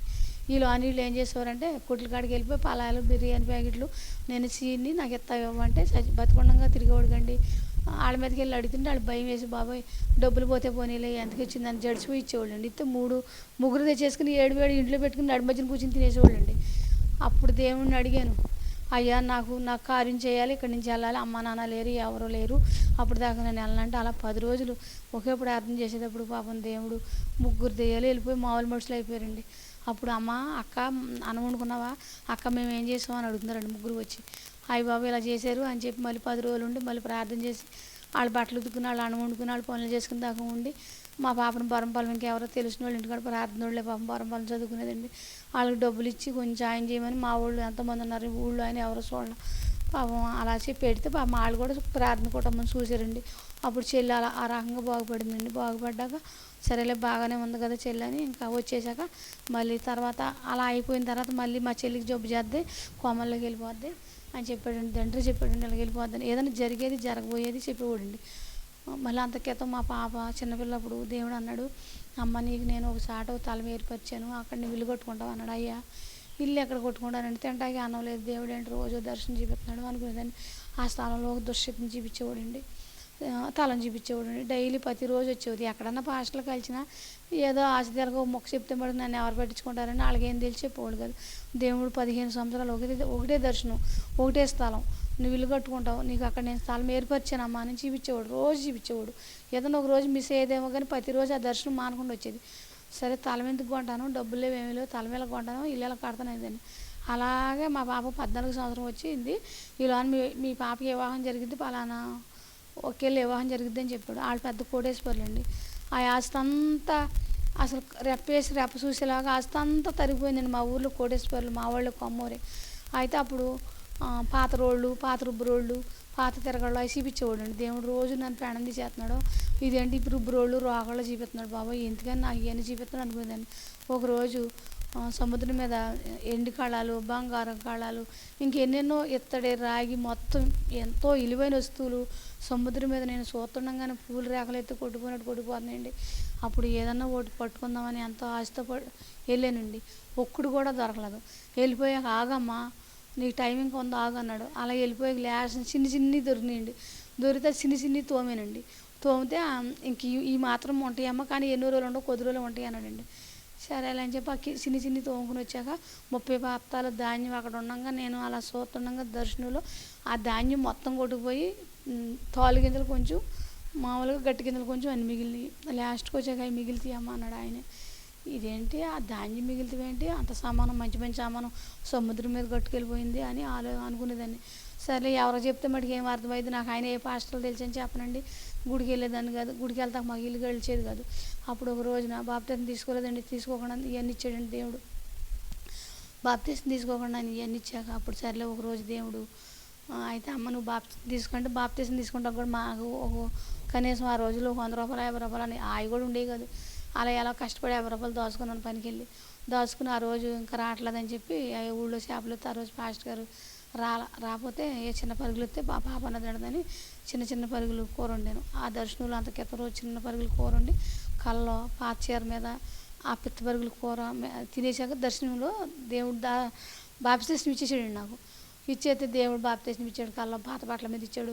నేను మంచి బట్టల మీద తీసుకోవాలి, చీర కొనుక్కొని దాచుకుని రాకపోతే ఏం చేశాను, ఈ అన్నము తినేసాను, ఈ బట్టలు కట్టుకుని చూసి ఊరందరికీ వేసి బట్టలు కట్టుకుని అన్నం తినేసి ఖాళీకి కూర్చున్నాను. అప్పుడు పాస్టర్ గారు 3:30కి వేరే పాస్టర్ గారికి ఫోన్ చేసి రమ్మని బాప్తిస్తున్నానంటే ఇంకేం బాప్తిస్తుంది ఆయన నాకు వద్దు, ఇంకోసారి తీసుకుంటాను, అన్నం తినేసాను, పాత బట్టలు అయిపోయి నేను రానన్నా. అబ్బాయి ఏం కాదు.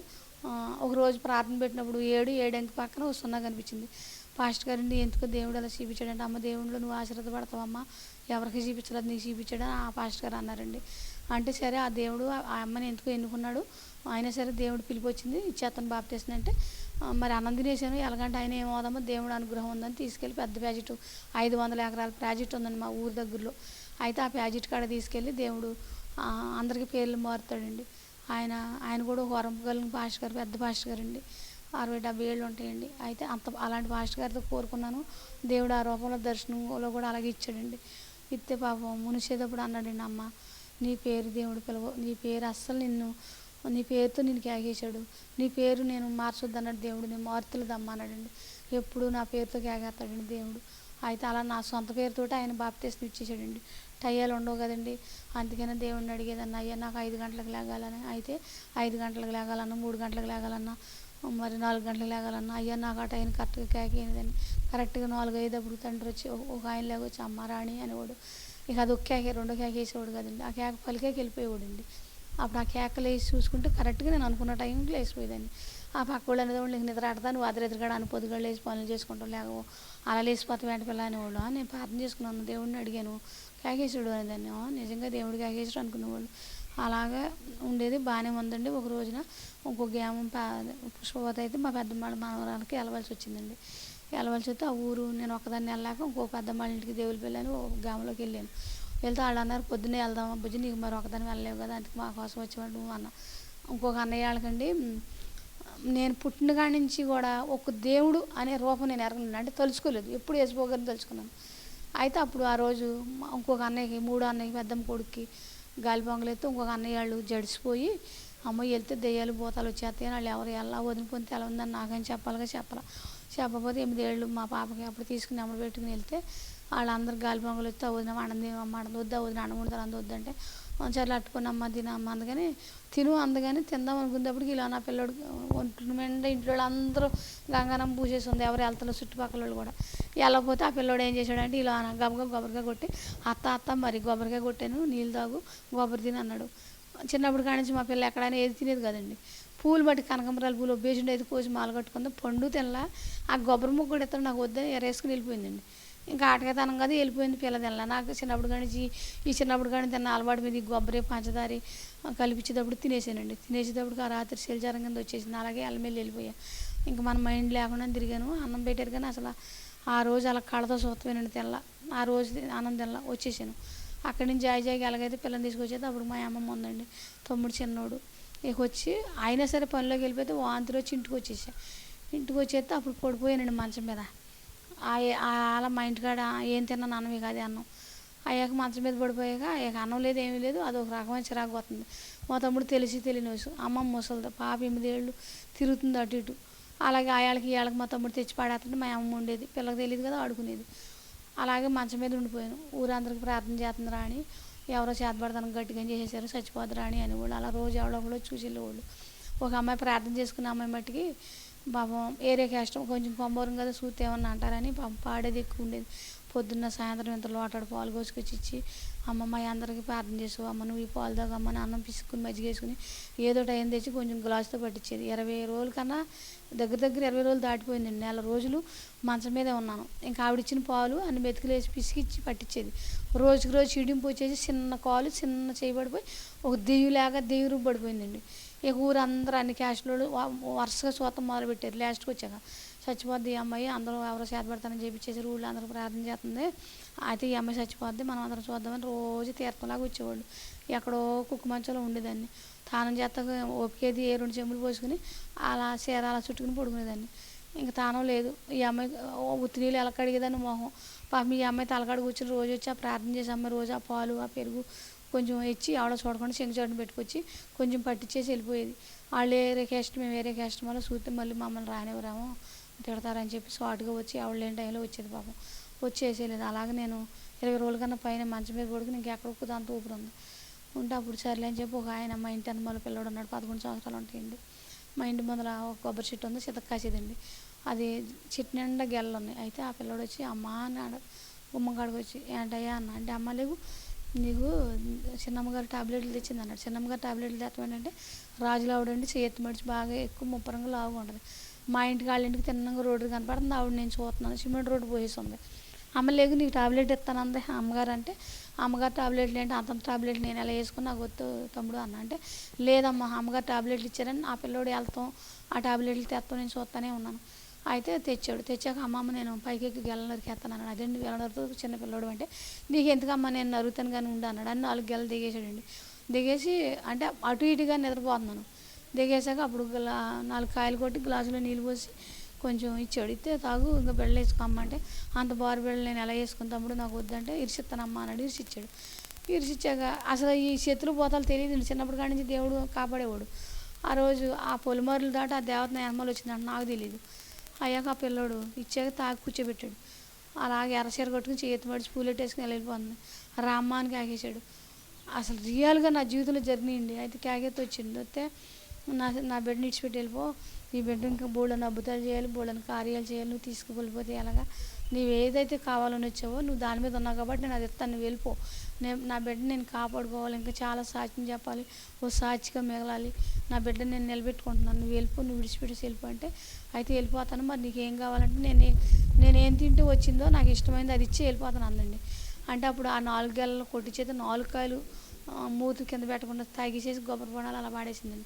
పాడేసి మూతి దురుచుకుని చూస్తుంది, ఇంకేమైనా కావాలమ్మా అంటే నాకు కొబ్బరి తిందగా అంది. ఆహా అలాగానే ఆ 2 గెలలు కొబ్బరికాయలు కొట్టయితే ఇలా పట్టుకుని శుభ్రంగా ఒకేసారి గిగేసేదండి. మొత్తం 2 గేలల కొబ్బరి తినేసింది. వెళ్ళిపోతావా అంటే ఇంకెళ్ళిపోతానంటే ఇంకెప్పుడు మళ్ళీ జీవితంలో మళ్ళీ నా బిడ్డకి నువ్వు తిరిగి చూడొద్దంటే అసలు నేను అసలు రానని వెళ్ళిపోయిందమ్మ రోడ్డు అమ్మడి పడి. వెళ్ళిపోయాక ఆ రాత్రి సర్లే వెళ్ళిపోయాక హాయిగా ఆవిడ ఎప్పుడైతే వెళ్ళిపోయిందో 4 గంటలకి నేను తిన్నాను, 4 గంటలకి వెళ్ళిపోయింది. ఇంకా వేసిందమ్మ ఆకలి తెగ ఆకలి అయిపోయింది. అప్పుడు పుల్ల పోయలేక గబగబా లేచి అన్నం వండుకుని కొంచెం ఆవకాయ పచ్చడి వేసుకుని తినేస్తుంది. జనం పోతున్నారు. ఆకలి అవుతుందమ్మ నా పానం వేయాలి బాగుంది అందుకే అన్నం తింటున్నాను అన్న. అన్నం తినేసేసి ఇంక స్నానం చేయలేదు. తినేటప్పుడు నీరసం వచ్చింది. 20 రోజులు బట్టి అన్నం లేదుగా. అప్పుడు పడుకున్నాను. పడుకుంటే ఏమో నిద్రపోయాను నిద్ర.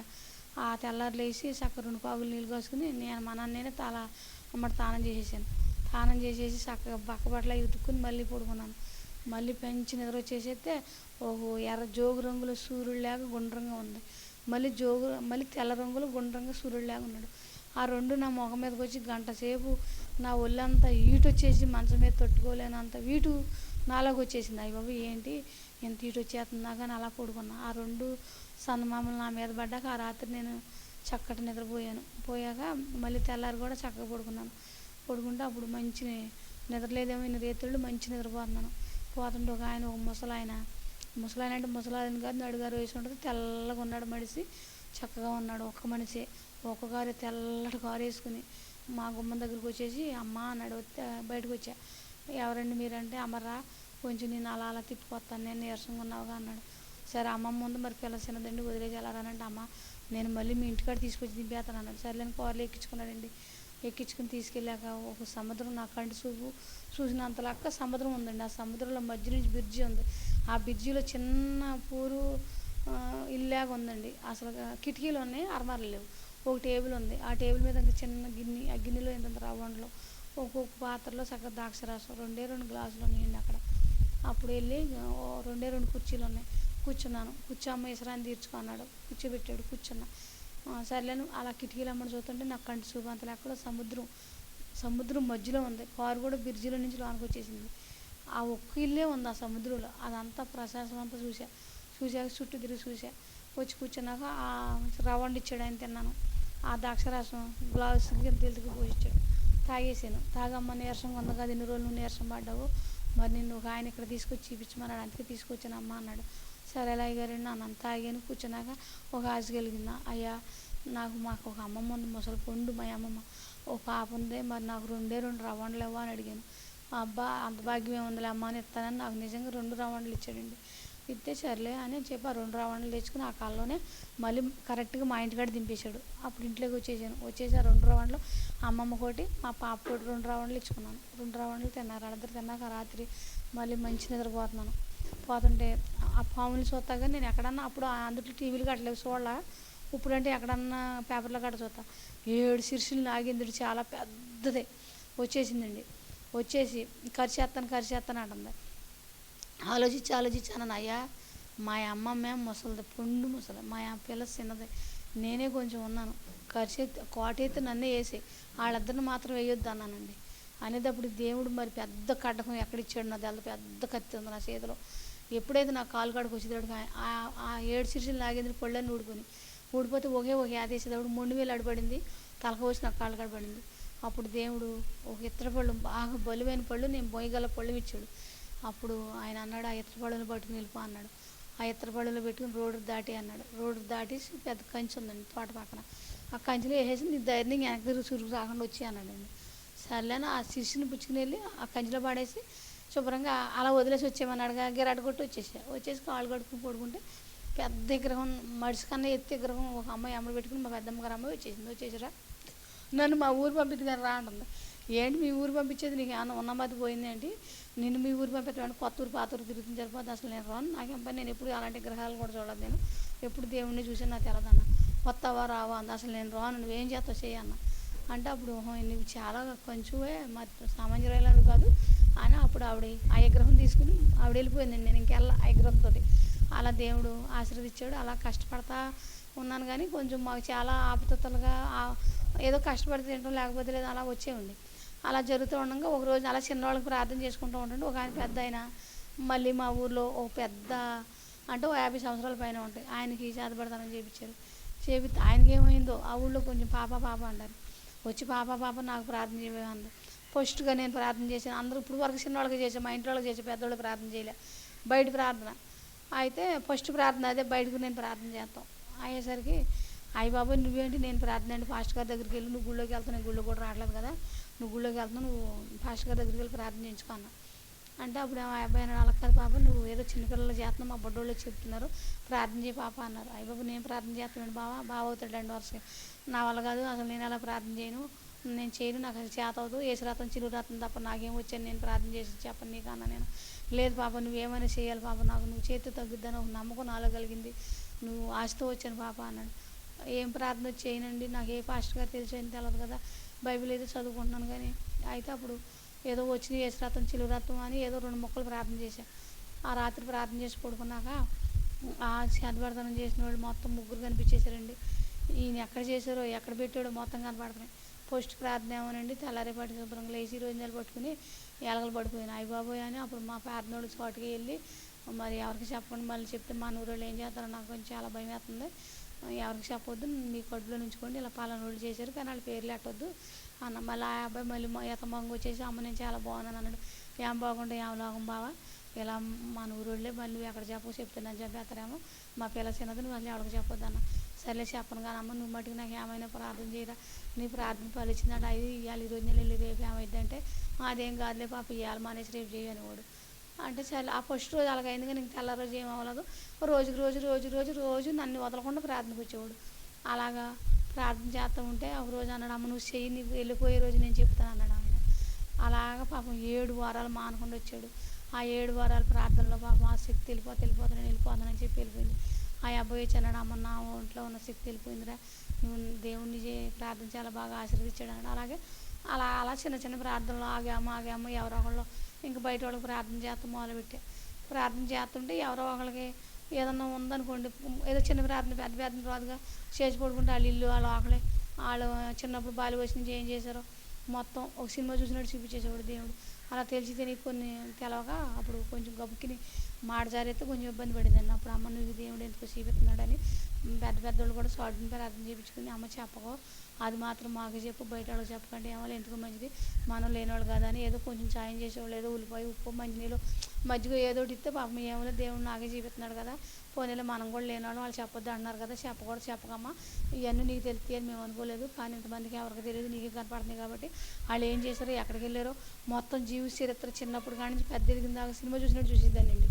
చూస్తుంటే అప్పుడు చెప్పొద్దంటే పాపం కొంచెం పెద్ద ఎదిగిన కొనుక దేవుడు ఆశీర్వదిస్తుంటే కొంచెం నాకు తెలివితేటలు వచ్చాము, ఎవరికి చెప్పకూడదు కావచ్చు మనం చెప్పకూడదని చాలా వాళ్ళకి మాత్రమే చెప్పేదాన్ని. అలాగే ఒకరోజు తెలియకుండా ఏదో ఊరి నుంచి ఒక పాస్టర్ గారు వచ్చారు.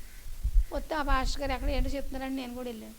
వెళ్తే ఎవరన్నా గబుకిని వచ్చారనుకో ప్రార్థన చేయమంటే గుమ్మల నుంచి పెట్టి చేస్తే ఆ రాత్రి వాళ్ళు మంచోళ్ళే చెడ్డారా, నేను వెళ్ళొచ్చా వెళ్ళకూడదా, వాళ్ళ వాతావరణం ఏంటి అని ఆ రాత్రి చూపిస్తాడు దేవుడు. అప్పుడు మెదలకుండా ఊరుకుని ఆ రాత్రి దేవుడు చెప్పాక మంచోళ్ళు అంటే గుమ్మలోకి రానిచ్చేదాన్ని. దేవుడు చెప్పేవాడు వెళ్ళి చెడ్డోళ్ళు అమ్మ నువ్వు జాగ్రత్త కనివాడు, మంచోళ్ళు అయితే చెప్పకూడదు. పాస్టర్ గారు మా ఊరు వస్తే ఆయన మంచోడు, ఆయన కూడా కాకపోతే ఆయన వాతావరణం ఆ ప్రార్థన గురించి అవి కొంచెం ఆయన పడ్డ కష్టాలు చూపిస్తే అదేంటమ్మ నీకు ఎలా తెలుసు అన్నాడు. నాకు తెలిసిండి నేను చిన్నప్పటి కానీ చేస్తాను, ఎవరికైనా సరే నా చేయి తగిలితే చెప్పగలిగే అంత శక్తి నాలో దేవుడు ఇచ్చాడు తెలిసిద్దండి అన్న. ఎవరింటికన్నా వెళ్ళి కూర్చుంటే వాళ్ళ ఇంటికాడ ఏముందో నాకు మాత్రం తెలుసు, ఎవరికి తెలియదు, కానీ తెలిసిన సంగతి పక్క వాళ్ళకి వెళ్దాం. అమ్మ మనకు వద్దయ్యా నేను మళ్ళీ నంబరని వచ్చేసేదాన్ని, వాళ్ళు ప్రాధేయపడి మా ఇంటికి వచ్చి చేయమ్మంటే చేసేదాన్ని. అలా ఆ పాస్టర్ గారు కూడా వస్తే అప్పుడు ఆ పాస్టర్ గారు ఇదేంటమ్మా నీకు ఎలా తెలిసి, నీదో ఊరు నాదో ఊరు, అసలు ఈరోజే మనం మాట్లాడుకున్నాం, తెల్లారి రోజు నువ్వేంటమ్మా మా ఊరు మొత్తం అంతా మా చరిత్ర అంతా చెప్పి ఏంటమ్మా అడిగితే దేవుడు నాకు అన్నం పడుకున్నప్పుడు చూపిస్తాడండి, సినిమా చూసినట్టు చూసేస్తా, సినిమా కన్నా కొంచెం ఏదన్నా కొంచెం తెర అడ్డం వద్దేమో నాకు అడ్డం రాదు, నేను చేసే 2 ముక్కలు ప్రార్థనే కానీ అన్ను చూపిస్తాడు, ఏ మనిషికి అయితే ప్రార్థన చేసిన 2 ముక్కలు నాకు కనపడతాయండి ఆయన్ను, అందుకే నేను చూడగలుగుతానండి అన్న. పాపం ఆయన ద్వారాగా నేను కొంచెం కొన్ని గ్రామాలు పాపం ప్రార్థన చేస్తుంటే ఆయన ద్వారాగా ఆ రోజు అలా వెళ్ళేదాన్ని. అలా కొంతమంది సహోదరులు నాకు పరిచయం అయితే అప్పుడు ఈ సాక్ష్యం చెప్తాం కూడా కారణం దేవుడు మాట్లాడాడండి. ఇంకా చాలా కార్యాలు చేసి చెప్పలేకపోయేదాన్ని. దేవుడిని ఒకరోజు అడిగేదాన్ని, అయ్యా నాకు ఎవరో ఒకరు దైవజనులను చూపించు, మరి ఒకదాన్ని ఎలాగెళ్ళగలను, అందరూ మంచిగా ఉండరు కంటే దేవుడు అనేవాడు ఒక ఆయన వచ్చి అమ్మ నేను నీతో మాట్లాడుతున్నాను కదా, మంచి చెడు నేను చెప్తున్నాను కదా, నేను చెప్పినప్పుడు నువ్వు ఆయన వెనకాల వెళ్ళమ్మా లేకపోతే వెళ్ళొద్దు అనేవాడు. సరే దేవుడు చెప్పినప్పుడు మాత్రం ఆయన మాట్లాడితే నా పాస్టర్ గారు వెనకాల ఎంత లెక్కనే తిరిగేదాన్ని. నా పాస్టర్ గారి ద్వారా కొంచెం జనం పరిచయం అయ్యారు. అలా ప్రార్థనలు జరుగుతున్నాయి చేస్తున్నాను, ఎక్కడ కొంచెం బాగు చేతైనా ఏదైనా నీటిలోదైనా ఎంత ప్రార్థన చేయకపోయినా దేవుడు అడుగుపెట్టాక నేను పడుకున్నాక కుర్చీలో కూర్చున్నా కొంచెం ఆటోమేటిక్ కునుబాట్లు వస్తాయండి. ఆ కునుబాట్లు వచ్చినప్పుడు ఆ తెలియకుండా నిద్ర వద్దండి. ఆ నిద్ర వచ్చినప్పుడు ఆ నిద్రలో మొత్తం అంతా కూర్చున్నప్పుడు కూడా మగతలో చెప్పేస్తానండి. లేదు పడుకున్నాను అనుకో మొత్తం అల్లుళ్ళు ఏం జరిగిందో, ఎక్కడుందో, ఏ మూల ఉందో, ఏ పక్కన ఉందో, లేకపోతే ఎవరు చేశారో మొత్తం కనిపించేద్దండి. దేవుడు అడిగితే అమ్మ నీ వల్ల ఇది చేసేయంటే మటుకు 2 మొక్కల ప్రార్థనలో ఎక్కువ రోజులు తిరగలేనండి నేను బయటికి. మా పిల్లలు చిన్నోళ్ళు గట్ట తిరగలేనండి నేనంటే పాపం దేవుడు 3 రోజులు నాకు చూపించి నాయన మరి అన్ని రోజులు తిరగాలంటే తిరగలేను మాకు ఉండి లేని సంవత్సరం అంటే ఎంత పెద్దదైన 3 రోజుల్లో దేవుడు పొడుగుని మాపులు పొగులు దర్శనంలో పొడుగుని ఉండగా నా ఆత్మీయులు మొత్తం ఎక్కడేం పేటాలో పెట్టేద్దండి. నేనైతే చేయను దేవుడు అన్మలుండి చేపిస్తాం వల్ల చేయగలుగుతున్నా. అప్పుడు అనుకున్నాను దేవుడు నా అన్మలుండి చేపిస్తున్నాడు, నేను అందరిలాగా మడిచినే కదా, లోకంలో పుట్టి లోకం పురిగాను, నాకు ఎలా తెలిసింది దేవుడు నాకు ఇంత పెద్ద వరం ఇచ్చాడు కావచ్చు అని అలా చిన్న చిన్నగా చేసుకుంటూ వచ్చేదానండి. అలా చేస్తుండగా ఒకరోజు అనుకోకుండా మరి కొన్ని ఇబ్బందులు బాధలు మనకు ఉండేలాగా షుగర్ వచ్చేసిందండి. వచ్చేస్తే అప్పుడు హాస్పిటల్కి వెళ్తే షుగర్ వచ్చిందాక నువ్వు చాలా జాగ్రత్తగా ఉండాలన్నారు. అన్నాక సర్లే అని అలాగే మా ఊళ్ళో డాక్టర్ గారు ఉన్నారు, ఆయనకి కొంచెం ఒక కన్ను లేదు చెయ్యి ఉడికిద్దండి. అంత మాట పనికి వెళ్ళొచ్చి పొద్దుగురికి వెళ్ళి ఇంజక్షన్ చేయమనేదండి. ఆయన కనపడక ఎక్కడ కూడా చేసే కూడా ఏమి చేరువో ఇంతంత గడ్డలు ఎడం పేరు మీద ఇంతంత గడ్డలు లేచిపోయినాయండి. లేచిపోయి చాలా పెద్ద గడ్డలు అయిపోయినాయండి. హాస్పిటల్కి వెళ్తాను డబ్బులు లేవు, ఇంతంతలో ఉన్నాయి, తీపి వచ్చేసి కాళ్ళు నడవనిచ్చేది కాదు. అలాగే కొంతకాలం కుంటుకుంటూ వెళ్ళే కానీ ఇంకెళ్ళలేకపోయాను. పాకనికి వచ్చేసినాయి గడ్డలు. పాకనికి వచ్చేసేటప్పటికి మళ్ళీ మా ఊర్లో ఎవరికో ఒక అమ్మాయికి చేతపడతానని చెప్తే బాగా ఉన్నవాళ్ళు వాళ్ళు, మనం ఏ మూల పని చేయం, వాళ్ళ విగ్రహారాల్లో ఉన్నారు. అలాంటి వాళ్ళు తీసుకెళ్తే అమ్మ దగ్గరకు వచ్చేసింది, మా వాళ్ళు కాదు మేము ఏం చేయలేము, మరి ఏదన్నా దేవుడిని నమ్ముకోండి లేకపోతే ఎవరన్నా అలా ఇద్దాం మరి గట్టు కానీ ఇంకా నువ్వు ఎన్ని డబ్బులు పోసినా మీ అమ్మాయి బతకదు, మా వాళ్ళు కాదు, మీ ఈ సీట్ చచ్చిపోతే ఆ అమ్మాయి చచ్చిపోతే 3 లక్షలు పోతారు ఇంటికి పెద్ద కూతురు ఉన్నవాళ్ళు, ఆయన డబ్బు వచ్చినా మేము ఏం చేయలేము అన్నారంట. వాళ్ళకి ఈ దేవుళ్ళు గట్ట నాకు తెలదండి, అయితే దేవుళ్ళు ఎప్పుడు వెళ్ళదు కానీ కనిపిస్తూ ఉంటాయి. అయితే సరే ఒకరోజు వచ్చి ఒకరోజు వెళ్ళిపోయి ఏదో ఒలుచుకుందామని ఒకదాన్ని ఉండబుద్ధిగా వెళ్తే చూసా, అమ్మో నేను ఇప్పుడు ఇక్కడ ఉంచుంటే వీళ్ళు నన్ను ఇంటికాడ ఉండమంటారు, మళ్ళీ నాకు నిద్ర వచ్చేద్ది, నాకు అన్నం ఎవరు ఆడతారు ఇంటికాడ ఉంటే, అయ్యా నేను వెళ్ళిపోతున్నాను జాయిగా వచ్చాను. వెళ్ళంగానే కనపడద్దండి చూశాను, వచ్చేసి నా వెళ్ళిపోయి పట్టుకుని వెళ్ళకుండా. అప్పుడు ఆ రాత్రి ఆ అమ్మాయికి ఓ దేవత వద్దా, ఆ దేవత కూడా నేనేం చేయలేను, నేను 2 మొక్కలు చెప్పి వెళ్ళిపోతున్నాను, నా వల్ల కాదు, ఒక అమ్మాయి ఉంది మీ ఊర్లో ప్రార్థన చేద్దే, ఆ అమ్మాయి గట్ట కొంచెం ఎచ్చేడు చూసుకుని నీ కూతురు బతుకుతుంది లేకపోతే బతకదు చచ్చిపోద్దని చెప్పేసి వెళ్ళిపోయిందంట. నేనేమో పొత్తులు తెగలేనండి ఎసరా పెట్టలేను, అలాగే దూరం వెళ్తానండి. అప్పటికి గడ్డలు మోపుగా ఉన్నాయి కానీ ఆయాగ్గా వేసుకుంటూ వెళ్తున్నాను. అప్పుడు వాళ్ళు నీళ్ళవి కాసుకొని రెడీగా ఉన్నారు, అమ్మ రా మా ఇంటికి రా మేము చూస్తాలే అమ్మ అంటే, అమ్మ మన దేవుడు నాకు 4ంటికి గేగేస్తాడు మీ ఇంటికి పడుకుంటే ఎలాగెళ్ళినానే అమ్మ అంటే, లేదమ్మా ఫోన్లో నేను లెగ్గొడతాను అంటే, వదిలే దేవుడు అదే పదంగా బదులాడి ఇలాగ పిల్ల గురించి చేయమ్మ అంటే, నేను చేయని పనులు వెళ్ళాలి నా వల్ల కాదు, నేను రానంటే రాను అని వస్తే 2 పూటలు ఎలాగ బలవంతకరంగా ఉన్నా ఉంటేనేమో అప్పుడు 2 రోజులు రోడ్డు మీద నుంచి అమ్మ రాణి అని కాగితే పనికి వెళ్ళా. 3వ రోజుకి వెళ్ళలేకపోయి గడ్డలు మోపోయినాయి, అందుట్లో వీళ్ళకి ప్రార్థన చేస్తలో లేకపోయా. అమ్మ నేను రాను, నేను మా ఇంటికాడ ఉంటాను, నాకు గడ్డలు మోపోయినాయి, నీ పిల్లని ఎక్కడికైనా వెళ్ళి చూపించుకున్న వాళ్ళు కాదు, నాకు ఇంటికాడ ఉంటే అన్నం ఎవరు పెడతారంటే, లేదు నా పిల్లల్ని బాగు చేయి, నీకు అన్నం పెట్టి నేను పోషించుకుని నీ డోకరాలు కట్టి మేము ఇంకా ఉన్న వాళ్ళకి ఎవరికైనా ప్రార్థన ఫోన్లో చేస్తే తగ్గిపోయి ఫోన్లో కూడా చెప్పగలనండి, ఫోన్లో కూడా ఫోన్కి వచ్చేద్దండి అక్కడ ఏముందనేది. అయితే అప్పుడు పాపం వాళ్ళ ద్వారా కొన్ని ఫోన్లు చేపించి కొన్ని డబ్బు వాళ్ళు కూడా సాయం చేశారండి. సాయం చేస్తుంటే వాళ్ళు నన్ను 2 అసలు 8 నెలలు వాళ్ళ ఇంటికి నుంచి రానిలేదండి. మా ఇల్లు దగ్గరేనండి, కొంచెం బకెట్తో నీళ్ళు కాచితే తెచ్చుకుని ఆ బట్టలు మాత్రం జటాలేసి ఉతుకునేదండి. ఆ గడ్డలు కరిగిపోయి ఎంతంత గడ్డలు అయిపోయి రెస్ట్ గారిపోయి కుర్చీలో కూర్చుంటే కుర్చీలో గారిపోయి నీసుకొని వచ్చేసి బొంతలు అయితే బొంతలో మరి అది ఆ మంచం అదంతా చాలా ఇదిగా ఉండేది. అసలు కడుపు పుట్టినోడు కూడా చూడరండి, ఇంత రాసుకుండ్లు అయిపోయి ఇంకా లేగలేని పరిస్థితికి వచ్చేస్తే పాపం వాళ్ళు అయినా సరే మాకు ఇంటికి పెద్ద కూతురుని ఎవళ్ళల్లో కానీ నువ్వు చెప్పాను చెడు చచ్చిపోతే మీ అమ్మాయి బతుకుద్ది అన్నాను. అలాగే చెప్పిన ద్వారా కానీ నేను చేసిన 2 మొక్కల ప్రార్థనగా అమ్మ నేను ఆశీర్వదించే కుటుంబం చూపించే ఇల్లు అన్నాడు తండ్రి అండి. వెళ్తే పాపం మా పిల్ల కూడా అంతంత మాత్రం సంసారం పాపం చూసే తిథులు లేదు, ఎవరు నన్ను హాస్పిటల్ తీసుకెళ్ళి చూపిస్తానికి డబ్బులు లేవు పాపం. అయితే అక్కడే ఉండిపోయాను, వాళ్ళే చూసేవాళ్ళు మొత్తం అంతా కూడా ఆ బట్టలు ఉతికి అసగాలం బట్టలు పెట్టలాడే నేను వచ్చేటప్పటికి ఏంటి ఎంత బాగా ఉతికి ఎంత బాగా చూస్తున్నారు నన్ను, అసలు మాకు ఏముంది గంజి పోసుకి తింటా కూడా లేని పరిస్థితి మాది, వాళ్ళేమో కోటేశ్వర్లు ఇంకా అంత బాగా చూసి మధ్యాహ్నం పొద్దున్న సాయంత్రం 7 చూసి నేను రాకపోతే ఇంటికి వచ్చేసి అజగట్టేసి అంత కుండు రసిగారిపోతుంటే వాళ్ళు భరించారు. అమ్మ మీరు భరించొద్దు నేను వెళ్ళిపోతానంటే, బాత్రూమ్ లేదండి మాకు చిన్న ఇల్లు అప్పటికి. అయితే అప్పుడు అమ్మ నువ్వు బాత్రూంలో నీళ్ళు అవి పెట్టేవాళ్ళండి, నీళ్ళు అవి పెట్టి చూసేవాళ్ళండి, చూసి చాలా బాగా చూసారు. 8 నెలలు కూడా నా పుండ్లు ఆడే చూసారండి. చూస్తే అప్పుడు అలా రైస్ కారుతా ఉండే, హాస్పిటల్కి వెళ్తా డబ్బులు లేవు, పెద్ద హాస్పిటల్కి ఎక్కడికి వెళ్తాను, వెళ్ళలేను, అయ్యా నేను ఏం చేయను, నాకు ఇల్లు కూడా లేదు. అప్పుడు దేవుడు అంత క్రితం నాకు పాప చిన్నప్పుడు కానీ చూస్తే స్థలం చూపించాడండి. ఇల్లు అయితే ఆయన చెప్పాడండి. ఫౌండేషన్ వేసుకున్నాను, ఒంగులు లేకలేని పరిస్థితి. ఏంటి ఆయన అయ్యా నేను చిన్నప్పుడు కాడి నుంచి నేను ఏమీ అడగలేదు, ఎప్పుడు అన్నాడు తెలివైన వస్త్రాలు అడగలేదు, ఒక ఇండి అడిగాను, బంగారం అడిగాను, కడుపు నిండా అన్నం అడిగాను, ఒక ఒంటి నిండా వస్త్రం అడిగాను, నేను విలువైన వస్త్రాలు కూడా అడగలేదు కదండి, నాకు ఆ పూట పెట్టండి, నీకు ఉన్నతమైన ఇల్లు చూపించండి ఇల్లు అన్నాడండి. ఒకరోజు అన్న 3వ రోజు నీళ్ళు వచ్చి తీసుకెళ్ళిపోయారండి. తీసుకెళ్ళిపోతే దగ్గర మాల మా ఇంటికి వచ్చి కొంచెం ఆ ఒక్క జత బట్టలు ఉతుక్కునేదాన్ని. బాత్రూంలో కూడా వాళ్ళే నీళ్ళు పెట్టుకెళ్ళేవాళ్ళు, లేకపోయినా చేయి పట్టుకుని తీసుకెళ్ళేవాళ్ళు. అలా పుండ్లు కారిపోతుంటే ఒకరోజు బాగా బాధ వచ్చేసింది. మామూలు పువ్వులు పడుకోలేనంత పరిస్థితిలో ఉన్నాను. ఉంటే ఒకరోజు అయ్యా ఏంటి ఒక టూపు తెచ్చిస్తే 100 రూపాయలు ఒక బెజ్జానికి వచ్చిందండి. ఇంతంత లోతుని, ఇంత తెలుపుని, ఇంత కండ మొక్కలు ఊడి కింద పడ్డాయండి. అయితే అప్పుడు చీర కింద మళ్ళీ వాళ్ళకి తెలియదు, కానీ బాధ అని తెలిసి చూపిలే. అయితే ఒక రోజు తండ్రి వచ్చి అన్నాడు, అమ్మ నేను ఒక ఆగుతున్నాను, నేను ఆ ఆగు బండ మీద వేసి నూరి పసుపు వేసి నూరి ఉండ చేసి ఆ బెజ్జను అలా పెడుతుంటే ఆయన నేను కళ్ళారా చూస్తూనే ఉన్నానండి. కొంచెం మాగని కునుకులో అలా చల్లగా ఉందండి. అంత ఉన్న బెజ్జలోకి వెళ్ళిపోయింది, ఇంతలోకి వెళ్ళిపోయింది. షుగర్ ఉంది, 400-500 షుగర్ ఉండేదండి. అప్పుడు చెప్తే ఆ దేవుడు ఆ ఆకు తెచ్చుకుని నూరుకుని నేను ఆ బెజ్జలో పెట్టుకుని గుడ్డ కట్టుకుని వాళ్ళ ఇంటికి వెళ్ళిపోయానండి. ఆ పుండ్లు దగ్గరకు వచ్చేసాక దేవుడు మళ్ళీ ఇంకొక ఆకు ఇచ్చాడండి. ఆ ఆకు కూడా ఆయన నూరాడండి. ఆ ఆకు కూడా ఆయన నూరి, అమ్మ నువ్వు ఈ ఆకు వేసుకు వరకట్టేద్దన్నాడు. అప్పుడు మళ్ళీ ఆ దేవుడు చెప్పిన ప్రకారంగానే నేను ఆ ఆకు చెప్తే నూరుకుని వేసుకున్నాను.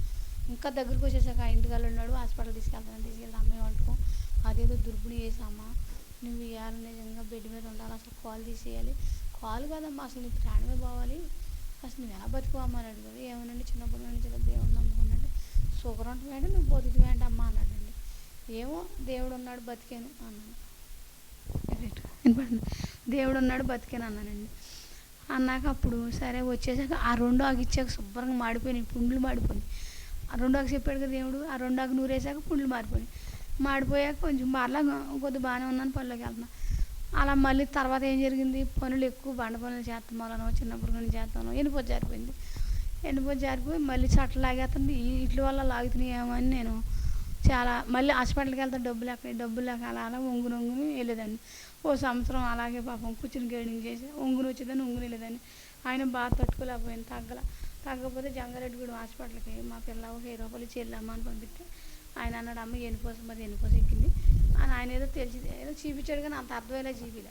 ఎనిపోస ఎక్కింది నీకు, మరి చాలా బలుపనులు చేయకూడదు, చాలా ప్రమాదం, బలం లేదు, మరి అది ఏదన్నా ఆఫీసులు పడదేమో అన్నాడు. సరే అలా అయిపోయింది. మందులు ఎంత ఇవ్వాలి, ఒక 100 రూపాయలు కలిగిచ్చాడు. సరే అలా అని చెప్పి మళ్ళీ ఇంకొక ఆవిడ వెళ్తుంటే మళ్ళీ మా పిల్ల ఇంకొక ఇచ్చి, అమ్మ మరి నువ్వు లేకపోతే మా అనుమతి ఎవరన్నారు, ఏదో ఇంకో పెద్ద హాస్పిటల్కి వెళ్ళు బాగా చూస్తారన్నారండి. మా ఊరిలో కోయిలగూడు వెళ్తారండి, కోయిలగూడు ఎక్కువ వస్తారండి. సర్లే ఎవరో తెలిసిన వాడు మా పనిలోకి వెళ్ళి అమ్మని తీసుకుని కోయిలగూడెం వచ్చా. ఇంకొక ఇచ్చింది, 2000 పట్టుకుని వస్తే అప్పుడు ఆయన అన్నాడు, ఇప్పుడు పుట్టిన కానీ హాస్పిటల్కి వెళ్ళాలి, హాస్పిటల్ అంటే నేను అసలు ఎరగను, జ్వరం రాదు, తలపు కూడా రాదు, అసలు నాకు ఎప్పుడు ఏమి రావు, ఎప్పుడు అలా యాక్టివ్గా తిరిగేదాన్ని. ఒక తెలియనప్పుడు ఎప్పుడన్నా మా అమ్మాయిలు ఇంజక్షన్ చేయించడం నాకు అది నేను తర్వాత ఎప్పుడు చేయించుకోలేదు. తర్వాత ఈ కాలుకి వచ్చినప్పుడే చేయించుకున్నానండి. అయితే అప్పుడు కోయిలగూడెం హాస్పిటల్కి వస్తే అప్పుడు ఆయన సరే హెచ్చరిక చేస్తానమ్మా, మరి ఏం జరిగింది హెచ్చరిక తీసిన కానీ మాకు ఏం తెలియదు అన్నారు. సర్లేని హెచ్చరిక తీశారు. హెచ్చరిక తీసి అన్నాడు ఆయన, అమ్మ నీ ఎనుపు శుభ్రంగా జారిపోయింది, ఒక అంగుళం ఇంత గ్యాప్ ఉంది, ఇంత గ్యాప్ వచ్చేసింది, జారుకుంటూ వెళ్ళిపోతుంది, ఆఫీసుని పడుతుంది, ఇంక నీ బెడ్ రెస్ట్, నువ్వు ఏ పని చేసి నువ్వు నేను కంపల్సరీగా చెప్పలేను, ఎవరు ఉన్నారంటే ఎవరు లేరు, ఓ పాప ఉంది కానీ పెళ్ళైన చిన్నపిల్ల, ఆవిడకి ఏం తెలియదు, ఇంక పెద్ద చిన్న అన్నీ నేనే చెప్పానంటే ఆ పక్క అమ్మాయి ఎవరంటే ఇంటి పక్క అమ్మాయిని తీసుకొచ్చుకున్నానండి అన్న. ఎవరు లేరు అన్నారు. ఎవరు లేరండి, దేవుడిదే బలం ఉంటే ఉంటాం, లేదు మనకేమన్నా ఉన్నా ఒకటి లేకపోతే మనకి ఇంకా ఆస్తిలో ఏమన్నా ఇంకేం చేస్తామండి, ఇంక నేను ఏం చేయలేను, 10 రూపాయలు ఖర్చు పెట్టే పరిస్థితి కదా, ఈ 2 కూడా ఎక్కడ అప్పు తెచ్చుకున్నాను అన్న. అంటే అప్పుడు సరేలేమ్మా మరి నీ ఇష్టం, మరి ఆఫీసుని పడుతుంది, నీకు ఏమన్నా చేసేవాళ్ళు అనుభవాలు ఉండి డబ్బు ఉంటే ఏదో రకంగా ఆధార్ కార్డు ఉంటే కొంచెం ఆఫీసుని చేయగలను, చేసాకైనా నువ్వు ఛానల్ పనికి వెళ్ళకూడదు, ఇప్పుడు కూడా నీ బెడ్ రెస్ట్ నువ్వు అసలు నడితే లేదన్నాడు. ఆ హాస్పిటల్ కూడా ఒంగుని వెళ్ళాను. అయితే సరే బస్ స్టాండ్లో కూడా పడుకున్నాను, అక్కడ కూడా మెట్లు ఎక్కలేక ఒంగుని ఎక్కెళ్ళా, ఒంగుని కిందకు వచ్చా. సరే ఆ ఛార్జీలతో 2000 అయినాయండి. ఆ 2000 సరిపడగా ఎక్స్ట్రాకి అయితే మందులకి అయితే ఛార్జీలకి అయితే ఖచ్చితంగా 2000 అయినాయి. ఆ 2000 మందులు తెచ్చేసుకున్నాను, శుభ్రంగా ఇంటికి వచ్చేసాను. అప్పుడు ఎత్తుపోటు వేసి కూర్చుని ప్రార్థన చేస్తాం మొదలుపెట్టా. అయ్యా ఏంటి అసలు నువ్వు ఉంచుతావా ఉంచు, తీసుకెళ్ళిపో, ఉన్నా బాధ లేదు, చచ్చిపోయినా బాధ లేదు. ఇంక మనకి ఆసరా లేకపోతే ఎవరున్నారు? చిన్నప్పుడు కానీ కష్టపడుతూనే ఉన్నాను. ఎందుకు ఉండి మట్టుకు ఏం ప్రయోజనం? నేను తీసుకెళ్ళిపోను ఎక్కడికి పడుతుందండి. ఉండి మట్టుకు ఏం ప్రయోజనం? తీసుకెళ్ళిపోయి ఉంచి నాకు మూడు మాటలు చెప్పు నాయన అని ఆ కుర్చీ చిన్న స్టూల్ వేసుకుని కూర్చున్నాను. కూర్చుని అడిగాను దేవుణ్ణి, కన్నీటి కార్చుకుంటా పాపం అలాగా బాధపడి అడుగుతుంటే అప్పుడు ఆ రాత్రి తండ్రి వచ్చాడండి. 3 రకాల టాబ్లెట్లు, ఎరుపు, పసుపు, తెలుపు, 3 రకాల అట్లు ఇచ్చాడండి నాకు. ఇచ్చి ఆయన అన్నాడు, అమ్మ నువ్వు ఈ 3 అట్లు వేసుకో అన్నాడు. 3 రోజులు 3 ఇండేషన్ చేశాడండి. చేశాక అప్పుడు ఆ 3 అట్లో దేవుడు దర్శనాలు ఇచ్చాడు కదా. ఆ రాత్రి కొంచెం బాగానే ఉంది. ఇక ఆ కోయిలగూడెం హాస్పిటల్కి వెళ్ళానండి. ఆ మందులు తెచ్చుకున్నాను. ఆ రాత్రి ఆ దేవుడు వచ్చి 3 అట్లు ఇచ్చాడండి. 3 ఇండేషన్ చేశాడు. ఇక అసలు నిజంగా ఆ ఎన్నిపోసి ఎలా గతుక్కుందో తెలియదండి. మా ఊరు ఆశ్చర్యపోయారండి. ఎన్నిపోసి అతికిపోయిందండి. అప్పుడు పలుక్కుమనేది కొంచెం ఎక్కడో ఉప్పుది అంత అంటదండి. ఇప్పుడు పలుక్కుమని అంత అండదు. అలా పాపం దేవుడు ఆశీర్వదించేస్తే ఇంకా అన్ని పనులకి దమ్ములో కూడా ఉడికెళ్ళి కాలు కూడా లాగేసుకుని ఉడిపూడ్చేసానండి. ఆ సంవత్సరం శుభ్రంగా తగ్గిపోయిన తర్వాత అప్పుడు బాగుపడ్డాను, బాగానే ఉన్నాను. ఇల్లు కొంచెం వచ్చి ఆగిపోయిందిగా. అయ్యా మరి ఆయన అన్నాడు, నువ్వు ఇల్లు కట్టుకుంటావు, నీకు ఒక తలం ఏర్పడుతుందని 15 సంవత్సరాలకు ఒక తలం చూపించాడు. అలాగే పాపం ఆయన చూపించిన ద్వారాగానే నాకు ఆ దేవుడు చూపించిన స్థలంలోనే నేను ముందు పాకేసుకుంటామన్నాడు. పాకేసుకున్నాను. తర్వాత నువ్వు డాబా కట్టుకుంటావు అన్నాడు. డాబా కడితే డబ్బులు లేవు కదా అయ్యగారు అంటే, నీకు ఎందుకు నేను సాయం చేస్తాను, నా సాయం నీ అనుభవాడు నువ్వు వెళ్ళి అన్నాడు. అలాగే చిన్న చిన్న ప్రార్థనలు చేసుకుంటుంటే ఎవరో ఒకళ్ళు చిన్న సాయమో పెద్ద సాయమో చేసుకుంటా దేవుడు 2 గదులు వేసుకుంటానని అనుకున్నాను నా మనసులో. దేవుడు కాదు 2 గదులు కాదు, నువ్వు 4 గదులు వేస్తావు అన్నాడు. 4 గదులు ఎలాగేస్తానండి, 2 గదులు వేసుకోలేకపోతున్నాను నేను అన్న. లేదమ్మా నువ్వు 4 గదులు వేస్తావు అన్నాడు. అలాగే దేవుడు చెప్పిన ప్రకారంగానే చిన్నగా ఈ ప్రార్థనలు సాయం చేస్తుంటే అలా దేవుడు చెప్పినట్టు ప్రకారం 4 గదులు వేసా. 4 గదులు వేసాక అప్పుడు డాబా ఫౌండేషన్ వేసాక ఆగిపోయింది. రావట్లేదు, డబ్బులు వస్తలా. రాకపోతే నీలాంటి వాళ్ళు నాలాంటి వాళ్ళు ఒకళ్ళు 2 ఏళ్ళు అడిగారు, ఒకళ్ళు 3 ఏళ్ళు అడిగారు. లంచం పెడితే డబ్బులు వస్తాయి, నీకు 70,000 ఒకసారి వేస్తారు, మాకు 3 ఏళ్ళు అన్నారు. అసలు 3 పైసలు లేదు, 3 ఏళ్ళు ఎక్కడ తెచ్చిస్తాను నేను. సరే ఆయన అయ్యా 3 ఏళ్ళు ఎక్కడ తెచ్చిన ఆ డబ్బులు పైనుంచి రావట్లేదంటే అలా 3 రోజులు ప్రార్థనలో 3 రోజు గుమ్మ కాడికి వచ్చి అమ్మ 70,000 పడ్డాయి బ్యాంకులో వెళ్ళిపో అన్నాడు. అంటే ఆయన నిజంగా పడ్డాయా లేదని టిఫిన్ కూడా చేయకుండా కంగారు వచ్చేసి గబగబా బొరంపల్లి వెళ్ళి టిఫిన్ వెళ్ళిపోయి గాక బ్యాంక్ కాడికి వెళ్ళి 8ంటికి వెళ్ళిపోయి 10ంటికి దాకా బ్యాంక్ కాడికి కూర్చుని వచ్చాక పుస్తకం తీసుకొచ్చి చూపిస్తే అమ్మ నీకు 70,000 పడ్డాయి అన్నారు. నీ దేవుడు నిజంగా చెప్పాడు కావాలి. అప్పుడు గబగబా హోటల్కి వెళ్ళి టిఫిన్ చేసి ఆ డబ్బులు తీసుకొచ్చా. అలా జరుగుతూ ఉంది. డాబా అలాగ అవుతూ ఉంది. అలాగే మళ్ళీ ఇంకెక్కడ ఒక 30,000 ఏమీ లేకపోయినా 30,000 ప్రార్థన వాళ్ళు ఇచ్చారు.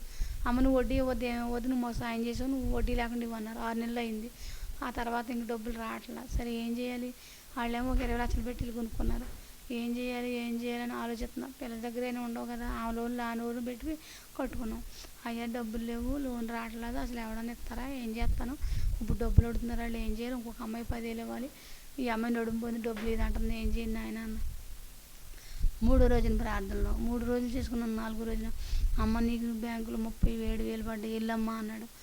అయ్యా నిజమేనా అనుకున్నప్పుడు కూడా దేవుడి మీద అనుమానం పడుతున్నా, అదే తప్పు, అప్పుడు క్షమించిన ఆయన తెలిసే తెలకు నిజంగా నేను అనుమానం పడ్డానని వెళ్తే 37,000 పడ్డాయి. ఆ పక్క వాళ్ళు చూసి నీకు డబ్బులు ఎక్కడ వచ్చినాయి అని మాకు కూడా చెప్తే ఆ అమ్మాయి డోకరా డబ్బులు ఇల్లు కట్టుకుందా, లోన్ డబ్బులు వచ్చి ఉంటాయి, ఆ డబ్బులు ఆ అమ్మాయికి పోతే నాకే అంద. సరే నా డబ్బులు తెచ్చేసి చక్కగా 10,000 ఇచ్చే వాళ్ళకి 30,000 ఇచ్చే వాళ్ళకి డబ్బులు ఇచ్చేసానండి. తర్వాత స్లాబ్ పడిపోయింది. తండ్రి చెప్పాడు పలానా రోజుకి స్లాబ్ పడుతుందని, స్లాబ్ పడిపోయిందండి. ఇంకా చిన్న చిన్న బాకీలు ఉండేవి. అయితే ఒక రోజు దేవుడు మళ్ళీ అమ్మ నీకు 8,000 బ్యాంకులో ఉన్నాయి అన్నాడు. అసలు ఎలా పడుతున్నాయి కూడా తెలియకుండా వచ్చి వెళ్ళమ్మా అన్నాడు. అప్పుడు ఆయన చెప్పిన ప్రకారంగా వెళ్ళి 8,000 పడ్డాయి. ఒకరోజు 14,000 పడ్డాయి. అమ్మ నీకు 14,000 పడ్డాయి వెళ్ళి అన్నాడు, వెళ్ళిపోయాను. ఒకరోజు 5,000 పడ్డాయి అన్నాడు, వెళ్ళిపోయాను. అలాగే పడ్డాయి తెచ్చుకున్నాను. అయితే ఒకరోజు మా మా గుబ్బు డాక్టర్ డబ్బు కడతాకి వెళ్ళాను. ఎప్పుడు నేనే కడుతున్నాను, చదువు రాదని కాగితం మీద రాసిస్తారు, అదే ప్రకారం కట్టేసాను, తీసేసుకున్నాను. ఈ రాసి అమ్మాయి ఏం చేసిందంటే మా గుబ్బు బాగానే ఇచ్చింది, మా పిల్లల గుబ్బు బాగానే కట్టి నా గుబ్బుగా 35,000కి 30,000 వేసేసి ఇచ్చేసింది. ఆ అబ్బాయి కూడా బ్యాంకులో ఏంటమ్మ నువ్వు 35,000 ఇచ్చావు, 30,000 దాని మీద ఉందా అంటలా అనుకుంటూ కట్టించేసుకున్నాను. ఈ మంగళవారం కట్టేశాను. జంగారెడ్డి పిల్లలు బాగాలేదని జంగారెడ్డి వచ్చి మళ్ళీ మంగళవారం దాకా వెళ్ళా. రేపు మా ఊరు వెళ్తాను అమ్మ బొరంపాలెం బ్యాంకులోను నీకు ఒక 5,000 ఉండిపోయి వెళ్ళమ్మా అన్నాడు. అంటే నేను అన్నాను అమ్మ దిగి అప్పుడప్పుడు దేవుడు చెప్తున్నాడు కదా, ఒక 5,000 ఉన్నాయంటే వెళ్తున్నాను అన్న 4 గంటలకు వచ్చి లీటర్ సీట్ ఇచ్చేస్తే చదువుకోలేదు మరి అంకులు రావుగా, మా పిల్లలకు కూడా జీబీలు ఎప్పుడు కడుతున్నానని లాలోపీలో అని అదేంటి డబ్బులు పోనీ నువ్వు డబ్బులు ఏం చేసి పోయినా ఊరుకోరు, డోకరా వాళ్ళు నాకు తెలియదు ఏం చేస్తా చేయండి, సరే కొండ ఎరగలా తెచ్చిస్తానంటే అబ్బాయి అదేం కుదరదు, డోకరా వాళ్ళు అందరూ దెబ్బలాడుతున్నారు అని ఊరందరూ దెబ్బలాడుకొచ్చారు. నువ్వు డబ్బులు నువ్వే తినేసి ఉంటావు, లేకపోతే 5,000 ఏమవుతాయి, అలాగే నువ్వు పోతున్నాయో అలాగెలాగని దెబ్బలాడుతున్నారు. కొండ నేను తెచ్చిస్తాను కొండ, నువ్వు కంగారు పడకు, నేను 5 వేలు తేగలనంటే ఎవరు నమ్ముతులే. అప్పుడు తండ్రి అన్నాడు, నీకు నేను సహాయంగా ఉన్నాను వెళ్ళిపో అన్నాడు. ప్రార్థన వాళ్ళు చాలామంది తెలిసి వాళ్ళని సహాయం తీసుకుని వెళ్తే వాళ్ళు ఎమ్మడి పెట్టుకెళ్ళి సిటీ కెమెరా, ఆమె చదువుకోలేదు, ఆమె పాపే ఎక్కడ ఉంటుంది, మీరు ఇలా మోసం చేస్తే అలాగే సీటు మీద 35,000 ఉన్నాయి, ఇంకొక 5,000 ఏమని అలా మిస్ చేస్తే అలాగే మేము పైకి పంపిస్తాం డూమ్ అంటే సరేలేమో చూస్తామని సిటీ కెమెరా వదిలితే డబ్బులు అన్నీ పోలేదు, కానీ ఇప్పుడు అయితే రావు, రేపు వల్ల మీకు డబ్బులు మీకు అందజేస్తామన్నారు. సరే ఫోన్ చేశారు. ఫోన్ చేస్తే అప్పుడు సర్లే అని చెప్పి నేను ఒక్కదాన్నే వెళ్తే మళ్ళీ నమ్మరు, డోక్రా గుబ్బులు తీసేస్తాను అంటున్నారని అప్పుడు లీడర్ నెంబర్ పెట్టుకుని వెళ్ళారు. ఆయన అన్నాడంటే, అదేంటి అసలు నిజంగా ఆ అమ్మాయి డబ్బులు ఎలా ఇచ్చారు, అసలు బ్యాంకులో డబ్బులు ఎవరు, మాకు ఆశ్చర్యంగా ఉంది, అసలు ఇస్తే అదృష్టమే అన్నాడు. సర్లేనా లీడర్ నెంబర్ పెట్టుకెళ్ళా.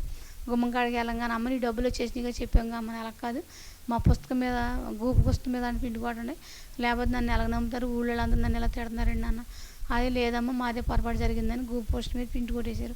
ఊళ్ళో జనం అందరూ కూడా అన్ని మాటలు అన్నారేమో. అందరూ వచ్చాక అయ్యబాబు రాణి చాలా 5,000 దేవుడు ఎలా మాట్లాడి అప్పుడు చెప్పి దేవుడు మాట్లాడాడు, దేవుడు 5,000 ఉన్నాయని చెప్పాడు నాకు అన్న. అలా దేవుడు చెప్పినట్టుగా నాకు అక్కడ 5,000 ఉన్నాయండి. అలా అయ్యాక అప్పుడు సరే జరుగుతూ ఉన్నాయి, ఇలా వస్తున్నాను. ఒకరోజు ఒక దర్శనం ఇచ్చాడండి దేవుడు నాకు. పెద్ద సమాధి అండి, నేను కంటి చూపినంత చచ్చిపోయిన సమాధులు అన్ని ప్రార్థనలో ఉన్నారు. అయితే మా పాస్టర్ గారు మా పాస్టమ్మ గారు వచ్చారు. వాళ్ళే తెల్ల చీరలు కట్టుకున్నారు, మేము విడివిడి చీరలు కట్టుకున్నామండి. సమాధులు శుభ్రం చేస్తున్నామండి అందరూ చేస్తుంటే అప్పుడు బాగా నీట్గా చేసేస్తున్నాం. పాస్టర్ గారు పాస్టమ్మ గారు అంటుందమ్మా ఇది పరలోకం అమ్మ, ఇది ఇంత జనం, ఈ జనం అంతా మనోళ్ళేనమ్మా, మన ఊర్లోనే ఇంకా అడుగుని పడింది మన సంఘం, అన్ని సంఘాలు బాగా ఉన్నారమ్మా, ఇంకా మన సంఘం అభివృద్ధిలో రావాలమ్మా అని చెప్తున్నారండి మా పాస్టర్ గారు పాస్టమ్మ గారు. చెప్తుంటే సమాధులకు అడుగుతున్నాం. ఇంకా చాలామంది మా వాళ్ళు కొంచెం నీసుకుంగా ఇదిగా చూస్తారు, వాళ్ళు కూడా బాగా కడిగేసుకుంటే అక్కడ రాణియాక ఇంకా మనం బాగా చేయాలి, దేవుడు ప్రజారాజ్యం దేవుడి రాజ్యం, మనం రాజ్యంలో ఉన్నామంట, మన పేర్లు ఎక్కింపడ్డాయి అంట అని మా ఊరు వాళ్ళు సంఘం చెప్తున్నారు. ఆ పాస్టర్ గారు కూడా ఎన్నో కొన్ని చాలా ఊళ్ళ జనం సంఘాన్ని నాకు పరిచయం చేశారు మా పాస్టర్ గారు. చేసి నన్నే ఎగేసి నాకే చెప్పారు. చెప్పాక అమ్మ నువ్వు ఇవన్నీ చూస్తాం గొప్ప కాదు, నువ్వు వెళ్ళి రేపొద్దున నువ్వు సాక్షిగా మిగలాలి, నువ్వు సాక్షిని చెప్పుతాను అని నాకు మాట అని పాస్టర్ గారు దండోదారం చేశారండి గుళ్ళో దర్శనంలో. మామూలుగా అంతగా మాట్లాడంగానే ఏదో ప్రార్థన చెప్తారు, ఏదన్నా దేవుడు పాస్టర్ గారి మీద ఇచ్చిన దర్శనం ఏదైనా చెప్తాను, ఉన్న దర్శనాలు ఎప్పుడో కానీ పెద్ద చెప్పనండి నేను. అయితే అప్పుడు సర్లే అని చెప్పి రాత్రి దేవుడు బాగా పాస్టర్ గారు చెప్పాడు, అమ్మ నువ్వు రేపొద్దున గుళ్ళో సాక్ష్యం చెప్తావు అన్నాడు. ఎలా చెప్తావు అన్నాడు. ఎలాగే చెప్తానని చెప్పించాడు కల్లోనే. చెప్పించాక అదంతా అయ్యాక 4 ఏళ్ళ సముద్రంలో మధ్యలో సమాధులు, చచ్చిపోయిన సమాధులు, అవి కూడా దేవుడి సమాధులు, మామూలు సమాధులు కాదండి, అవన్నీ శుభ్రంగా చేస్తున్నామండి. చేస్తున్నాక అవన్నీ చేశాక దేవుడు తాటిపండ్లు కింద పడేయండి, పడితే చక్కగా అందంగా దుమ్ము లేకుండా ఉన్నాయి. అమ్మరా మనకు దేవుడు పరలోకం ఇది, పరలోకంలో మనం ఎప్పుడు భుజించేది ఇదేనమ్మా అని అన్నాడండి. అంటే చర్లని వెళ్ళి ఎవరి పండు వాళ్ళు తీసుకుని తింటుంటే తీయ మధురం ఉన్నట్టు ఉన్నాయండి, ఎంత బాగున్నాయోనండి. అసలు ఎన్ని రోజులు ఇప్పటికి ఆ పండు మర్చిపోలేనండి. అప్పుడు ఎవరి పండు వాళ్ళకి ఇచ్చాడండి దేవుడు, ఇస్తే ఎవరి పండు వాళ్ళే తిన్నామండి. తిన్నాక మళ్ళీ పాస్టర్ గారు చేతులు కడుక్కుని వెళ్తుంటే ఆ పాటలు రావండి, దేవుడు ఇచ్చిన వాక్యం వల్ల చదువుతానండి. ఎగిరే పావులు అన్న పాట గుర్తుందని మొత్తం 3 పాటలు పాడాడు పాస్టర్ గారు. సమాధిలో వాక్యం చెప్పాడు. అమ్మ అన్ని సంఘాలు పైన ఉన్నాయి, మన ఒక్క సంఘమే లోతులో ఉందమ్మా, ఈ సంఘం కోసం ప్రార్థన చెయ్యి, పరలోకంలో ఇంక మనం అక్కడ స్థానం సంపాదించుకోవాలమ్మ, ఇదే మన పరలోక స్థానం అని చూపించి పాటలు పాడి వాక్యం చెప్పాడు. మళ్ళీ దగ్గరికి ఆగేసి అమ్మ రాణమ్మ నువ్వు రేపొద్దున ఏమైనా ధైర్యంగా నువ్వు మొత్తం అంతా చెప్తావా అని అడిగారండి. చెప్తానండి మర్చిపోకుండా నేను గుళ్ళో సాక్ష్యం చెప్తానండి అన్న. నువ్వు సాక్షిగా మిగలాలమ్మ అని అడిగారు. ఇదిగో ఇన్ని కోట్ల మంది జనానికి నువ్వు సాక్షిగా మిగలాలని అడిగాడు. అలాగే అన్న ఆ వారం అంతా గుర్తుపెట్టుకుని ఎలాగైతే పాస్టర్ గారి నెంబర్ తీసుకుని పాస్టర్ గారిని దేవుడు అలా మాట్లాడారంటే అది ఎంత భాగ్యమో చెప్పన్నారు. ఆదివారం గుళ్ళోకి వచ్చినప్పుడు ధైర్యంగా ఫోన్ ఇచ్చారండి, నాకు ఇలాంటి దర్శనం ఇచ్చారని చెప్తే అందరం చాలా సంతోషించారండి. సంతోషించాక చెప్పేసాను కదా అని ధైర్యంగా ఉన్నాను. ఆ తర్వాత 3వ రోజున దర్శనం ఇచ్చాడు. కోటగాడికి వెళ్తే కార్లు ఉదయం తోటి పెడతాం, పింఛన్ డబ్బులు కాడికి వెళ్తే పెడతాం కండి. ఎప్పుడు ఎంతవరకు పనిలోకి వెళ్తామా, వెళ్తే 300 వస్తాయి, ఫార్మింగ్కి వెళ్తే వాళ్ళు ఏమి ఇచ్చారు ఏం లేదు నాకు పొట్ట ఎలా గడిచిద్ది అని ఎప్పుడన్నా కేకేస్తే వెళ్దాంలో పని అయ్యాక అనుకుందాను. అలాగే దర్శనంలో కూడా మా డాక్టర్ మీద మొగోడండి, నువ్వు తొందరగా పెట్టి నువ్వు నాకు పనిలోకి కేకేస్తున్నారు వెళ్ళిపోవాలి అర్జెంటుగా, మళ్ళీ పనిలోకి వెళ్ళకపోతే ట్రైన్ తడిపోతుందని పెట్టుకురాళ్ళు నాకు 5 పైన పెట్టి అంటున్నా. అత్తయ్య గారు పెడుతున్నాను ఎందుకు దెబ్బలాడుతున్నావు అలాగా పెడుతున్నాను ఆగంటాడు. అంటే అలాగ కాదు పెడతావా పెట్టవని ఆ దర్శనం రాత్రులు దెబ్బలాడేదాన్ని. ఆఖరికి ఒక సంతకం పెడితే డబ్బులు వచ్చేస్తాయి నాకు. అమ్మ నువ్వు చేసే పనులు ఇంకా చాలా ఉన్నాయి, అవి చేసిందని నేను పెట్టిన అంటాడండి ఆసియ. సరే ఏంటి నేను చేసేది ఆయన అంటాను. నేను అబ్బా నువ్వు చాలా దశ చెప్తే పెట్టేస్తా నేను పెట్టి నేను అడుగుని పెడుతున్నాడు.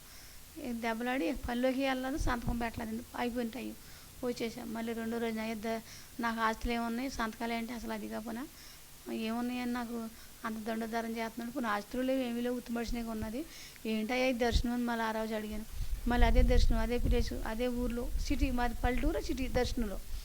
అయితే వచ్చి అమ్మ మళ్ళీ సంతకం పెట్టమంటున్నాను, నాకు సంతకం పెట్టి నా డబ్బులు వచ్చేత నేను వెళ్ళిపోతాను అంటున్నాను. మళ్ళీ పల్లెకి వెళ్తాకే ఎంతవరకు 300 అని చూసుకుంటున్నావు, నీ వల్ల కొన్ని కోట్ల జనం లెగుతారు ఏమనుకుంటున్నావో, నువ్వు సాక్ష్యం చెప్తావా చెప్పు, లేదా నేను సంతకం ఏమైనా పెట్టను అన్నాడు. నేను కూడా దెబ్బలాడాను, నేను చెప్పను, నన్ను సాక్ష్యం చెప్పమంటావంటే అంతమందిలో రోడ్డు మీద పట్టుకుని అంత జనాలు నాకు ఎక్కడ ధైర్యం వద్దు, ఇంత జనం తీసుకొచ్చి చెప్పమంటావా, నాకు అసలు చెప్తుంది కదా, అసలు నేను చూడదండి నేను, నువ్వు అబద్ధం ఆడొద్దు, నువ్వు చెప్తావా చెప్పవా అన్నాడు. నేను చెప్పను. నువ్వు ఎందుకు చెప్పకపోతే నీ సంతకం పెట్టను, నువ్వు పల్లెకి వెళ్తావు, నువ్వు చెప్పకుండా దేవుడు చేసిన సాయమేగా, దేవుడు చేసిన మేలుకి కొన్ని కోట్లు ఇస్తారమ్మ జనం, నువ్వు చెప్పమ్మా అన్నాడు. ఆ రోజు కూడా ఇంతమంది జనంలో నేను ఎలా చెప్తాను, నాకు తెలవేది అసలు నేను మర్చిపోయినాను అనేసి వచ్చేసా. సర్లే వెళ్ళిపో, ఏ రోజుకైతే నువ్వు సాక్ష్యం చెప్తావు ఆ రోజు నేను సంతకం పెట్టుతాను అత్తయ్య గారు అన్నాడు. ఆ రోజు కూడా సంతకం పెట్టాలి, అదే జనం అదే రోడ్డు. సరే అయిపోయింది.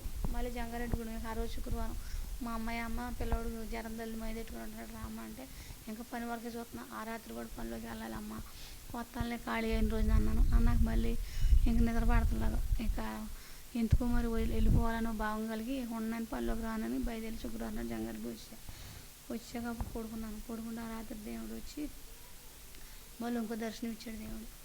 అమ్మ నేను నీకు కొంతమంది దైవజనులు, నేను అసలు నన్ను అసలు ఒక మాట కూడా తిట్టలేదండి, ఒక గద్దిని కూడా గద్దిలేదండి, చాలా ప్రేమగా పిలిచి దగ్గరికి ఆయన ఒక పెద్ద ఆయనలాగా వచ్చి, అమ్మ నేను ఉండేగా నడిపించాను, వీళ్ళందరూ నేను చూపించే కదా, నువ్వు వెళ్ళి అవన్నీ చేసావా అని అడిగాడు. నేను చేయలేదండి అన్న. మరి నువ్వు 2 మొక్కలు అడిగావు ప్రార్థన, నేను 2 మొక్కలు ఇచ్చాగా, 2 మొక్కలుగా నీకు నేను అంత శక్తిని ఇచ్చా కదా, మరి నేను నా వాక్యం, నా ప్రార్థన, నా సాక్ష్యం నువ్వు ప్రపంచానికి సాక్షి చెప్పాలమ్మా, నా వాళ్ళు ఎలాగైతే భాషగారండి నన్ను అంతపాటు చెప్పని ప్రాణం తీస్తున్నారు అంటే నీకు నేను ఎంతమంది దైవజనులు జీవించానమ్మా అన్నాడు. నాకే దైవజనులు ఉన్నారు, ఎవడొచ్చినా నాకు సరిగ్గా ముందర పోతలేదు, నా మాట ఎవరంటారండి, చదువు లేదు, మళ్ళీ పేద కుటుంబంలో పుట్టాను, చిన్న గ్రామంలో ఉన్నాను, నేను ఒక స్థాయికి ఎలా చెప్పగలుగుతా, శక్తి నాలో ఎవరు ఇస్తారంటే నేను నీకు ధైర్యాన్ని ఇచ్చాను, నేను ఒకవైపు ఒక పాస్టర్ గారిని నేను తెలియపోతున్నాను, ఒక దోవని చూపించాను, నువ్వు గుర్తు తెచ్చుకో, నువ్వు వెళ్ళిపోతావు ఆ దారికి అన్నాడండి ఆయన. చాలా మాటలు ఓపికగా కూర్చోబెట్టి చెప్పారు. అక్కడ కొన్ని కోట్ల మంది ప్రార్థన కూటం జరుగుతుంది, అక్క నీకు ఇవన్నీ ఉచితంగా చేశానుగా అక్క అంటున్నాడు. అవును తమ్ముడు, అందరూ తమ్ముళ్ళు అక్క అని ఆప్రాయంగా పిలుస్తారండి. అక్క నేను నీకు చాలా సాయం చేశాను కదండి, అవును తమ్ముడు ఇల్లు కట్టుకుని చేసావు, అన్ని విషయాలు చేసావు తమ్ముడు, మరి నువ్వు సాక్ష్యం ఎందుకు చెప్పక్క, కొన్ని వేల మంది కొన్ని కోట్ల మంది బతుకుతారు అక్క నీ సాక్ష్యంతో అంటే, అమ్మ నువ్వు సాక్ష్యం చెప్పమ్మా, నీ సాక్ష్యం కోసం చాలామంది ఎదురు చూస్తున్నాడు, నీకు నేను అన్ని కార్యాలు చేశాక నేను సాక్ష్యం చెప్తాను అన్నావంటే అన్నాను, కానీ చెప్పలేకపోతున్నాను అంటే నీకు నేను ఒక మార్గాన్ని చూపిస్తున్నాను, నువ్వు ప్రార్థన చేసుకుని పడుకుంటున్నావు కాబట్టి నువ్వు పొద్దున్న లేచేటప్పటికి నీ మనసు ఎటు తోసేస్తే నువ్వు అటు వెళ్ళిపో, నువ్వు అక్కడ సాక్ష్యం చెప్పి సాక్షిగా నిలబడతావని చెప్పాడు దేవుడు. డైరెక్ట్గా ఒక ఆయనలాగా వచ్చి నాతో మాట్లాడి, నువ్వు వెళ్ళమ్మా, నువ్వు వెళ్ళు, ధైర్యం చేసుకుని వెళ్ళు, నీకు నేను అక్కడ దాచిపెట్టి ఉంచాను అన్నాడు. ఎక్కడ దాచిపెట్టాడు, అసలు ఏ ఊరు వెళ్ళాలి నేను ఇప్పుడు ఏం చేయాలి, తెల్లరిగట్ల 3ంటికి లేచి ఆలోచిస్తున్నాను, అసలు ఏ ఊరు వెళ్ళాలి నేను, పలానా ఊరని నాకు అలా, నీకు నేను తమ్ముడిని దాచిపెట్టాను అన్నాడు. ఓ దైవదండ్రాలు దాచిపెట్టాను, నువ్వు వెళ్ళి నువ్వు ఆలోచించుకుంటే నువ్వే వెళ్ళిపోతావు నీ మనాన్ని అని చెప్పాడండి. తెల్లరిగట్ల 3 గంటలకి నువ్వు సాక్ష్యంతో మా ఊరు తిరిగి వెళ్ళమన్నాడండి. సరే అని అప్పుడు లేచి 3 గంటలకి ఏం చేయాలని అటు తిరిగి మంచినీళ్ళ దాకా ఆలోచించి పడుకుంటే నిద్రాడతల, కళ్ళు మూస్తే మళ్ళీ ప్రార్థనలే కనపడుతున్నాయి. అప్పుడు కొయిలగూడలో ఒక ఆవిడ తెలుసు, ఆవిడ ద్వారా ఇంకో పాస్టర్ గారు నాకు పరిచయం చేసింది. అప్పుడు ఆ పాస్టర్ గారు నాకు మనసులో కూడా కాకుండా నాకు కళ్ళ ముందు నుంచున్నట్టు అలాగా నాకు ఆప్రాయంగా మాట్లాడినట్టు అక్క అక్కని ఆప్రాయంగా పిలిచేవాళ్ళు, ఆప్రాయంగానే నాతో మాట్లాడారు ధైర్యంగా. అప్పుడు తమ్ముడు పాస్టర్ గారు ఉన్నాడని అప్పుడు పండు అని పాప జ్ఞాపకం వచ్చింది.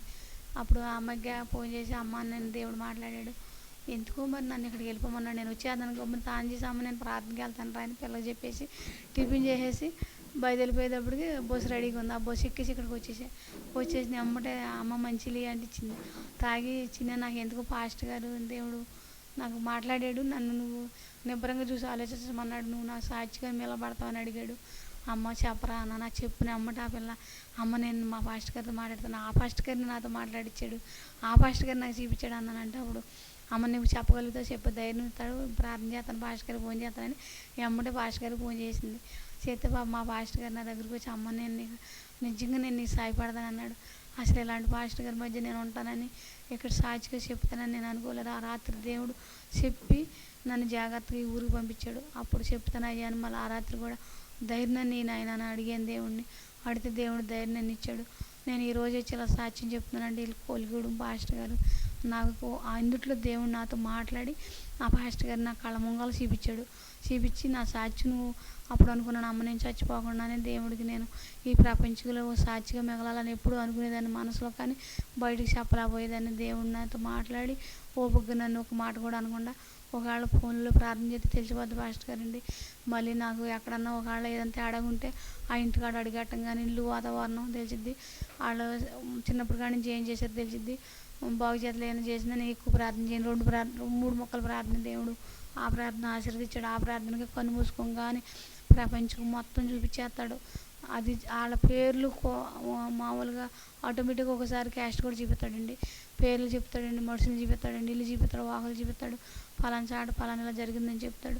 అప్పుడు ఏంటయ్యా అంటే అమ్మ నేను ఉన్నాను వెళ్ళు అని అంటాడు. ఆయన చెప్పిన ప్రకారంగానే నేను ప్రార్థన ద్వారా మొత్తం తీసేసే శక్తిని ఇచ్చాడు దేవుడు నాకు. అది నేను ఎక్కడ పంచుకోవాలి అయ్యా నాకు ఒక అవకాశం ఇవ్వు.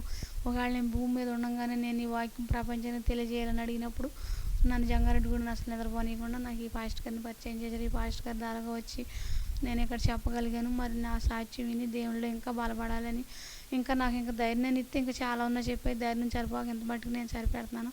ఈ చిన్న సాక్ష్యం దేవుడు దీవించిన గాక. హల్లెలూయా.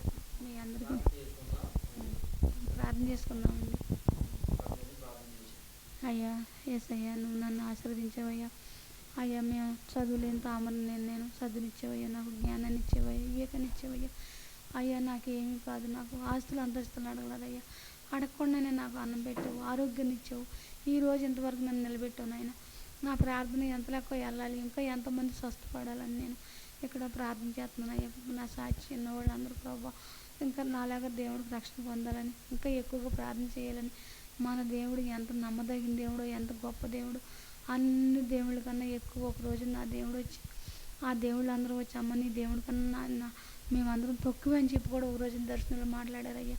అలాగే నాయన యేసయ్య మరి ఈ చిన్న ప్రార్థన నువ్వు నాకు ఈ పరలోకంలో చేర్చుకోయి. మధ్యాహ్నం సాయంత్రం సమయంలో వచ్చిరాని ప్రార్థన ఆయన దేవుడు ఆలకిచ్చాడు అయ్యా. మీరు కూడా నన్ను అంగీకరిస్తారని, నా సాక్షి మీరు అందరూ అంటారని, ఇంకా దేవుళ్ళు ఎంతగానో బలపడతారని నేను ఆశపడుతున్నాను ప్రభా. ఈ చిన్న ప్రార్థన దీవించిన ఆయన యేసు రక్తం ఇచ్చాం, చిరు రక్తం ఇచ్చాం, పుత్రరత్న ఆమె. పాస్టర్ గారికి వందనాలండి. అమ్మ వందనాలు.